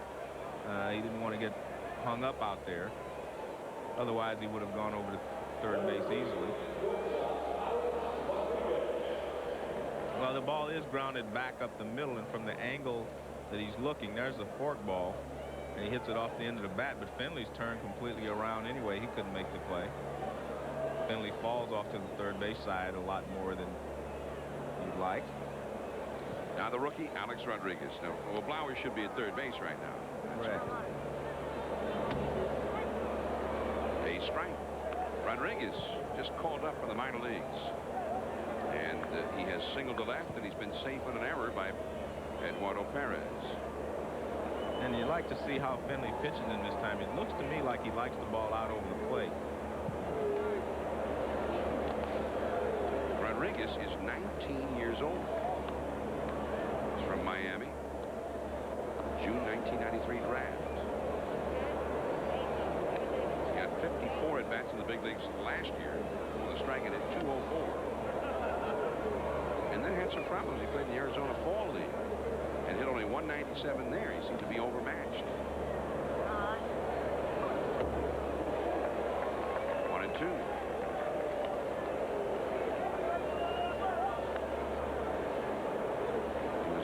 High school All-American. Went to Westminster Christian High School in Miami. Hit .505 as a senior. Stole 35 bases and 35 tries. I'd say he's a little too good for that league. Yeah.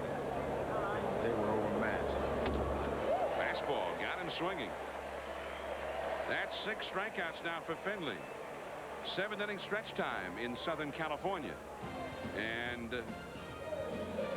I think Randy Johnson is finished, but we'll see. 3-1 Seattle. Well, we were expecting a pitching duel tonight, Johnson and Finley, and we've gotten a pretty good one going. We also have a little bit of a bonus. Randy Johnson, 103 pitches, but he's back out there, Joe. He's still in. Well, he's going to get one more day's rest between his next start. Maybe he's going to try to go one more inning. Pinella didn't know that before the game? He didn't want to tell you that. You know how managers are. They didn't want to give you their trade secrets. Right. I think it was all contingent on how he was throwing. And it seems that he's still throwing well, so I believe that that's why he's still out there. Well, whatever the reason, I'm glad he's out there. He's fun to watch. Well, the Angels would like to hear you say that. Yeah. It's fun to watch him if you're not hitting against him. Andy Allenson has struck out and walked. Well, that first pitch of the 7th inning was 90 miles an hour, so we'll see if his speed has dropped a little bit on his fastball, which really doesn't mean a lot because when you're throwing 90 and above, that's still fast enough. And the slider. Now, you made a point a couple of times about how many sliders he's thrown. Yes. And without having hung one yet. Yes. They've all been down.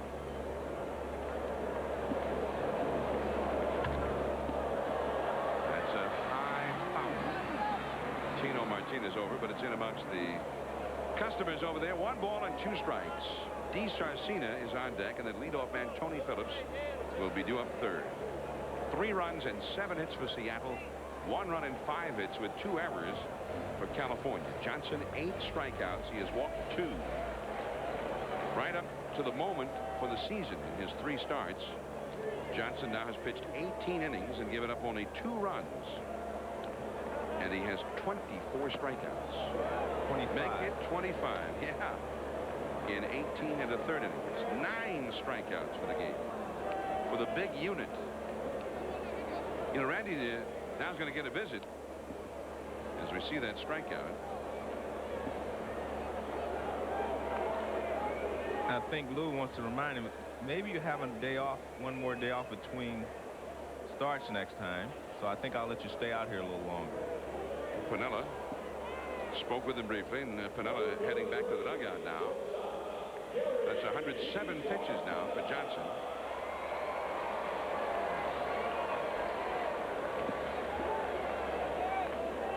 Johnson has led the major leagues in strikeouts each of the last 3 seasons. As D. Sarcina takes ball 1. D. Sarcina has hit a bloop triple and has had a bunt single. He is 2 for 2.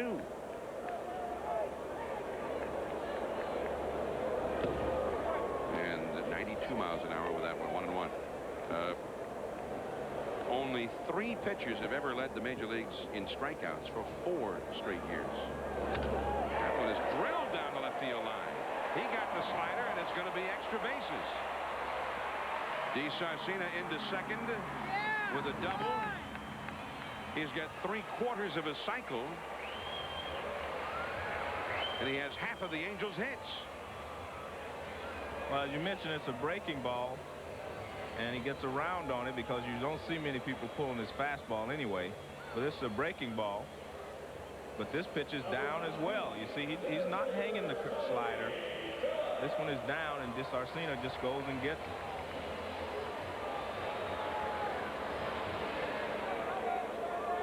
Now here is Tony Phillips. 0 for 3. Struck out, line to right, and hit into a force play. Down and in, ball 1. 96 miles an hour. The bullpen has been busy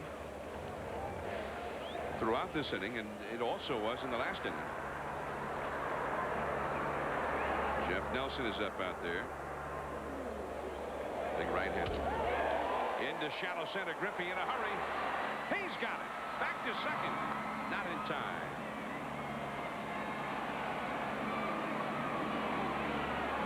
Well, he got another bat there. He splintered that bat. For a moment, it looked like it was going to drop in front of Griffey, but he got a great jump on it. Came right in and picked it off. Now, Griffey gets a great jump on the ball, and he just comes in and takes it chest high and makes a throw on the run. But De Sarcina is back to second base easily. Now easily. He has grounded to second, lined to second, and popped out to second. Slider for ball 1.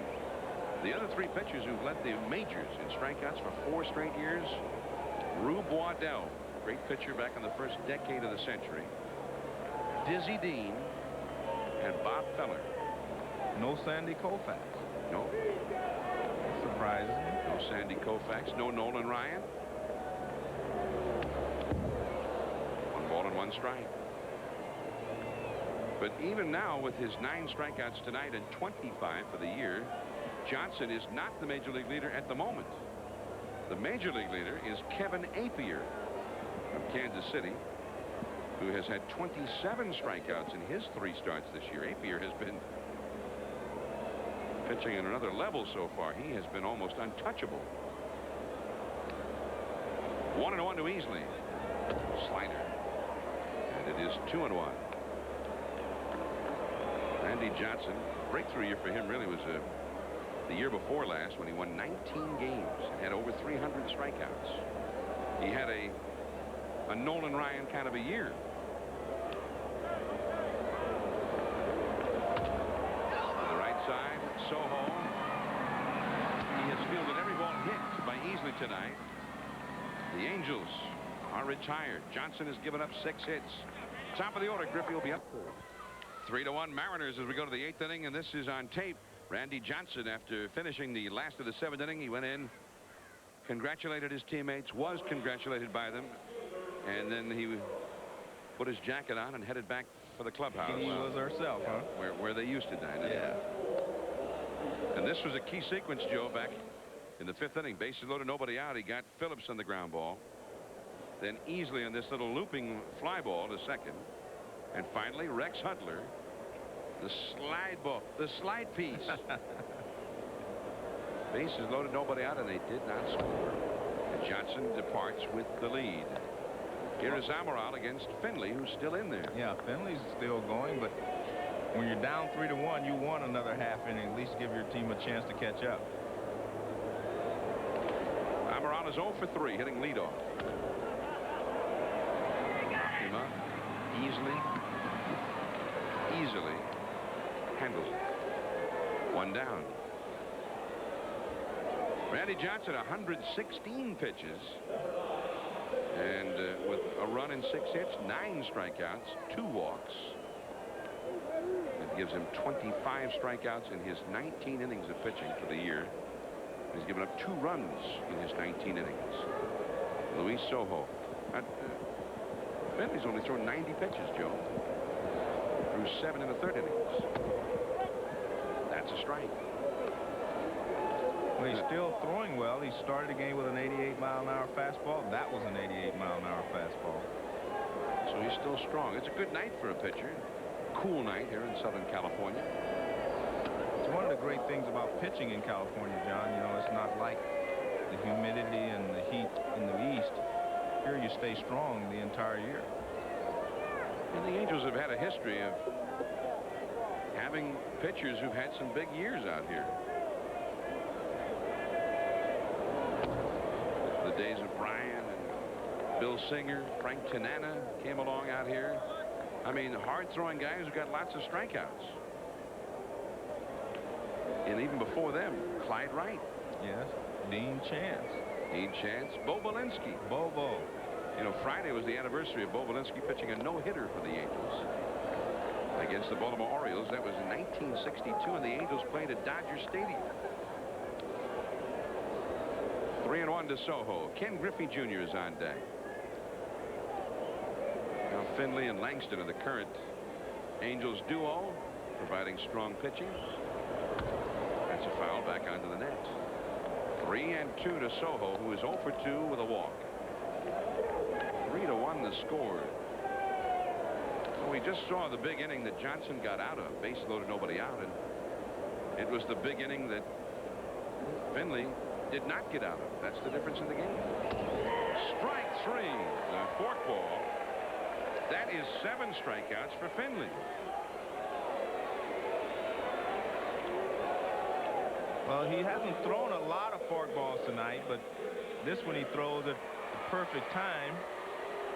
You see it tumbling there, and Soho's a strikeout victim.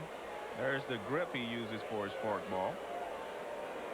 And Griffey has struck out 3 times. He's thrown Griffey 1 forkball the entire evening. Is that amazing? Griffey, 3 straight strikeouts. Right back to Finley. Can't handle it. Sarcina does handle it.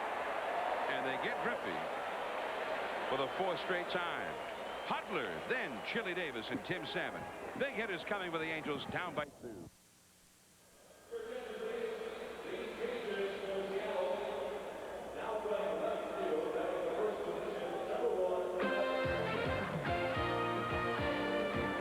ESPN's Sunday Night Baseball is brought to you by the more than 1,000 AutoZone stores across America.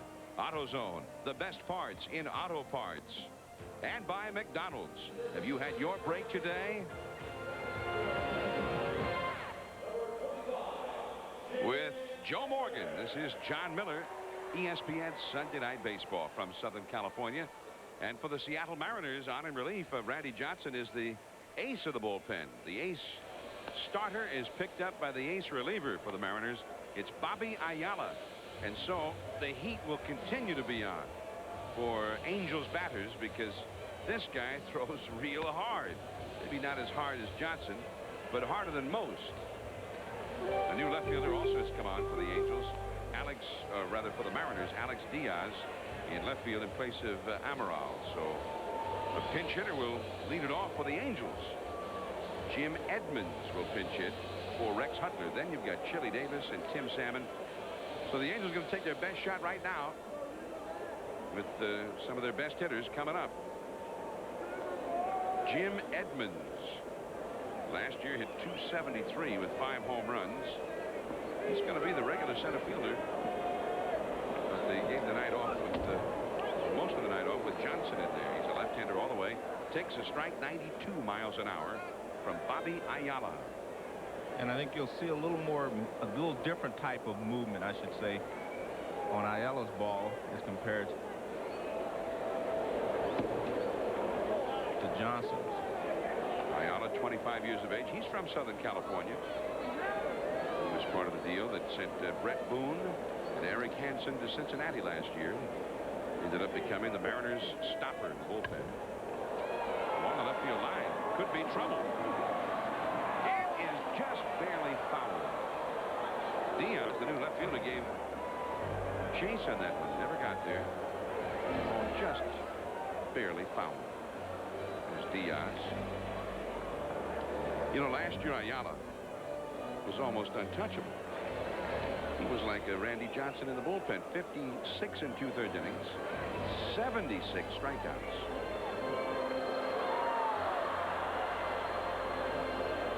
Only 42 hits allowed and 56 and 2/3 innings a year ago.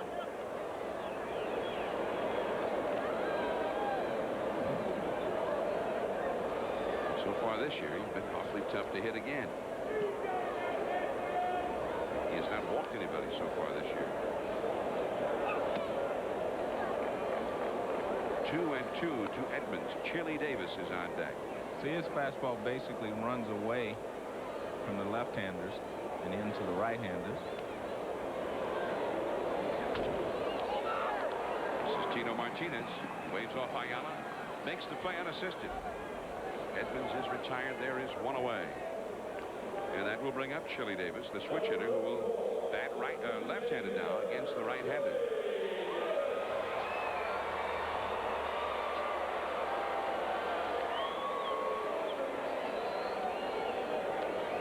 Well, we're seeing a pitching duel here tonight, and it's been fun to watch.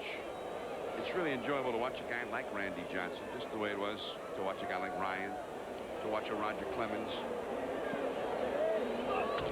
Davis to right field. Buhner on the warning track.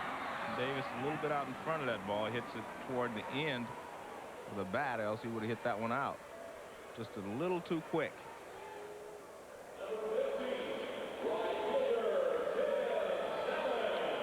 And watch this pitch. Gets a fastball middle of the plate in, and he turns on it, but he gets it just a little bit towards the end of the bat.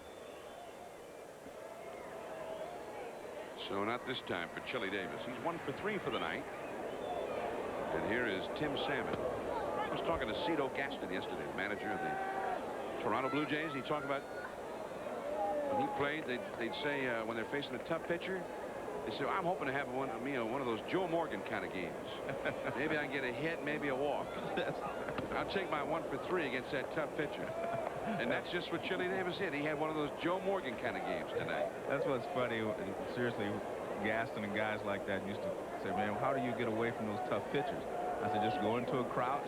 When they get behind you 2-0 one time, get a fastball, get your base hit, take a walk, and fight the next day. 1-2 now. The count to Tim Salmon. Struck out twice, grounded to short against Johnson. He got to be real glad that Johnson's no longer in there. Yes. But what does he get? He gets Bobby Ayala. And that's why, if they can stay healthy, a lot of people feel that the Mariners are the team to beat in the American League West. Strike 3 call. We're heading to the ninth inning now. Buhner, Edgar Martinez, and Mike Blowers coming up. 3-1 Seattle. Here we go to the ninth inning now. The Mariners coming up leading 3-1 on Sunday Night Baseball. And really the big inning, the fifth inning. This play by J.T. Snow, and then the collision. A run scored on that play. The ball rolled into the dugout. The next batter, Tino Martinez. Goodbye. Bye-bye, baby. That made it a 3-run inning. And that one play, the throw from Snow, dropped by Finley, the collision with Blowers, the ball into the dugout, and for just a little bit there, Finley was not himself afterward. He promptly gave up the home run, and that was the only thing that happened to him the whole ball game. I mean, he pitched sensationally against a team that's hitting 300 or better, the Seattle Mariners. Well, that's it for Finley. This is Mike Butcher, a right-hander on in relief. 8 strong innings for Finley, 3 runs and 7 hits, 7 strikeouts, 1 walk. And he leaves on the short end of a score here. Randy Johnson also had trouble in that 5th inning, as we've detailed. He had the bases loaded and nobody out, but he got through it. And that's your game right now. A tale of 5th innings. A tale of 2 5th innings. A new center fielder, that's Jim Edmonds, who stayed in after pinch hitting for Hudler. And Phillips has moved from center over to left field. Jay Buhner, 0 for 3 in the game. Facing Mike Butcher. High in the air to center. Plenty of room for Edmonds. And there's one away. Chuck Finley, 8 strong innings. He cannot win this game. 3 runs, 7 hits, 1 walk, 7 strikeouts. 97 pitches in 8 innings. Beautiful. Well, he was pitching just a magnificent game. And again, I think it was unfortunate that he did have that collision at first base. I still think that someone should have yelled at J.T. Snow not to throw the ball, because he had no chance of retiring Blowers on the play. But the collision, I do think, made Finley lose his composure just long enough for Tino Martinez to hit the ball out of the ballpark. Here's Edgar Martinez, a single, a double. His double started that 3-run 5th inning. The top 4 hitters have been held without a hit tonight. But beginning with Edgar Martinez, the last 5 hitters have had all of the hits. And I guess that's the way to do it. You got to bunch them. And they bunched 3 runs together with 4 hits in that 5th inning. The only runs they have scored. Well, Finley may lose this game unless they can come back and bail him out with at least enough to tie the game in the 9th inning, Joe. But just a classy performance by Chuck Finley. I mean, you can see why he's one of the best left-handers in the game. Well, both he and Johnson looked like they were at the top of their games.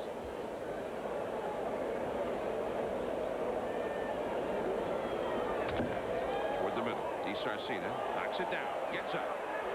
Out at first base. Beauty. DeSarcina's done it all tonight. He's had 3 hits. He made a couple of nice plays afield. Well, the book on DeSarcina is that he will make all the routine plays, won't make all the flashy plays, but he's a smart player. Well, this is a flashy play here.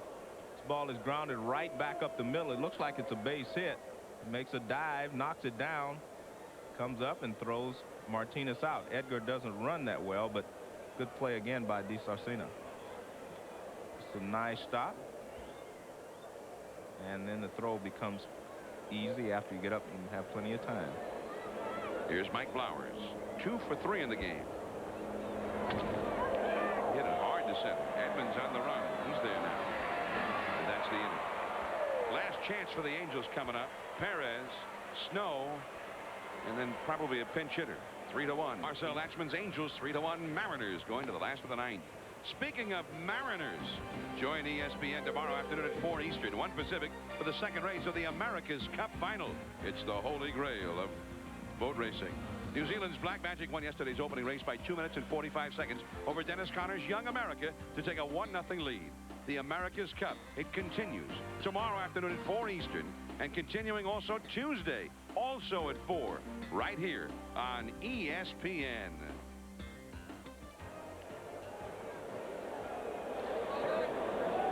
You know, they should have James Earl Jones to do those kind of announcements. Here is Spike Owen against Bobby Ayala. First ball swinging. Owen pinch hitting for Perez. Pops it foul.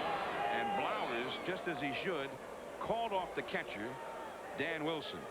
That's the way they like to see it, right, Joe? That was a good play by Blowers because the ball was very near home plate, but he came in all the way, and the catcher even called it. Wilson even said, I got it, but Blowers ran him off. Good job.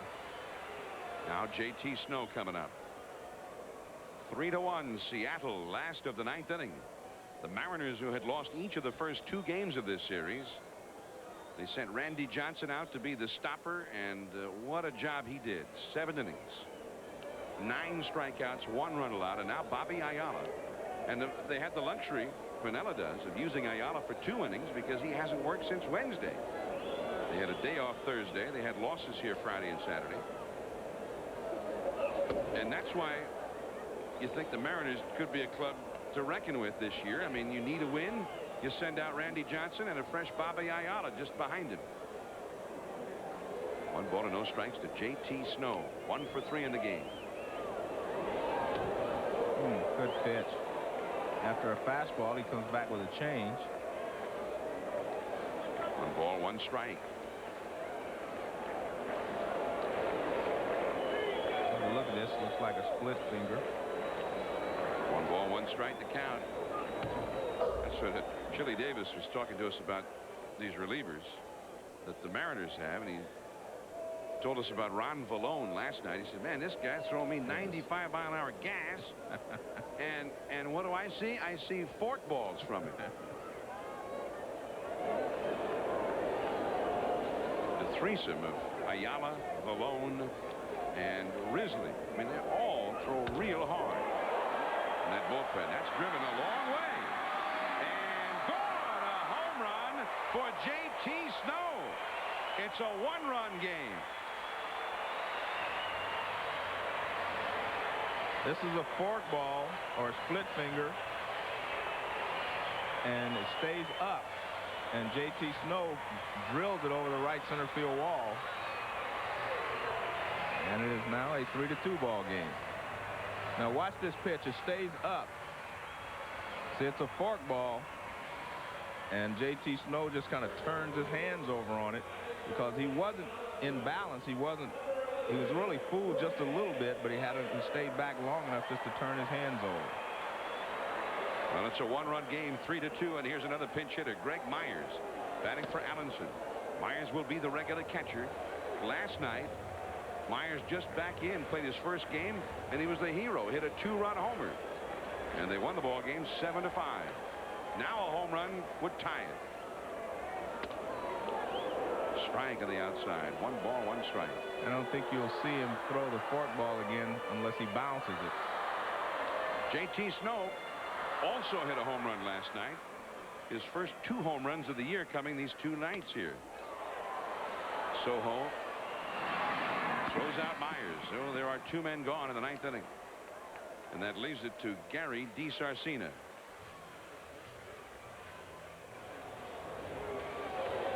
DiSarcina is 3 for 3. A bloop triple to right, a bunt single, and a double down the left field line. All of that against Randy Johnson. 3 for 3. And amazingly, he had been 3 for 22 lifetime against Johnson before tonight.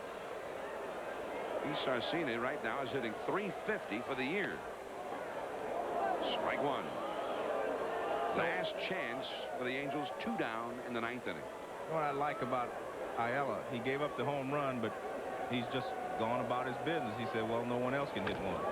Down the third base line, foul. Flowers is not right on the line, but he was shaded toward the line there, as you will often see in a 1-run ball game in the late innings. I'm not so sure you shouldn't guard the line in this situation, John, because Ayala will throw a fork ball, and you can pull that. Want to try and prevent the double if you can. Big shot. Easy hop for Soho. And the ball game is over. The Mariners have salvaged the game out of this series. It was Randy Johnson to win it, Ayala to save it. They did it without any hits from Griffey, without any from Buhner. And they did it despite a great performance from Chuck Finley. And it's a big win and a pleasing win for the Mariners, Joe. Well, I think this is the kind of a win that tells you that they are capable of winning their division. Well-pitched ball game, just enough offense in that one inning to win the ball game, and great relief pitching, of course. There was one play. They took advantage of it big time, and that's why they won it. 3-2, the Seattle Mariners atop the West, now 7-3 over the Angels, and we'll return to Anaheim. 3-2, the Mariners have defeated the California Angels here in Southern California, 24,868. The paid crowd. Johnson the winner, 2-0. Ayala his third save. Finley the loser, 0-3. And Tino Martinez a home run for Seattle. J.T. Snow made it a one-run game in the ninth inning with a home run. But the big blow, as it turned out, the winning blow was this one by Tino Martinez in the fifth. Well, he got a fastball about the middle of the plate in, and he pulled it over the right field wall. And that was good for 2 runs. One had already scored on an error, so that gave the Mariners a 3-0 lead. They held on for a 3-2 victory. Randy Johnson has lowered his earned run average for the year to 0.95. The big unit is a big winner here tonight, and he may be headed for his best year yet for the Mariners. We will return to Southern California with more on Sunday Night Baseball after these few words. John Miller and Joe Morgan back in Southern California. ESPN Sunday Night Baseball. We build it as a pitching duel, and sometimes they don't work out that way. You get the top pitchers out there, and one or both get knocked around, and it ends up just the opposite. But Chuck Finley and Randy Johnson both came through pitching extraordinarily well, and Johnson won it 3-2. Coming up on Wednesday Night Baseball on ESPN, the New York Yankees facing the reigning world champions of baseball. The Blue Jays, big showdown at the Sky Dome. The Yankees and the Jays from that very solid American League East, maybe the toughest division in baseball. Then the Mariners and the Athletics, the second half of our Wednesday Night Baseball doubleheader. Then next Sunday night, on Sunday Night Baseball, Moises Alou and the Montreal Expos, Bobby Bonilla and the New York Mets. And that'll be 7:56 Eastern, 4:56 Pacific time. I'm John Miller with Joe Morgan. And Joe, when you see a pitching duel like that, I mean, we all like offense. We like to see the home runs. We like to see the lead changes and all the various things that happen in a wild free-for-all. But when you get the strong pitching, it seems that every pitch and every play has that much more importance. It kind of keeps your attention all the way through. I think there's a lot more drama, a lot more tension in that kind of a ball game. Well, speak for yourself, John. I like to watch the hitters hit, but you're right. There was a certain element here. There was a lot of strategy. I thought Randy Johnson pitched an excellent ball game. He moved the ball around. He changed speed. And then on the other side, Finley did the same thing. He just did it in a different way. Johnson was overpowering, and Finley did it with finesse. Good ball game. Very well pitched ball game. All right. Johnson wins it. And Finley has not yet won a ball game this year. He lost 2-0 to the Athletics this past Tuesday. Now he loses 3-2 to Johnson tonight. He's the hard luck pitcher of the week for sure, Chuck Finley. 3-2, the Mariners over the Angels from Anaheim.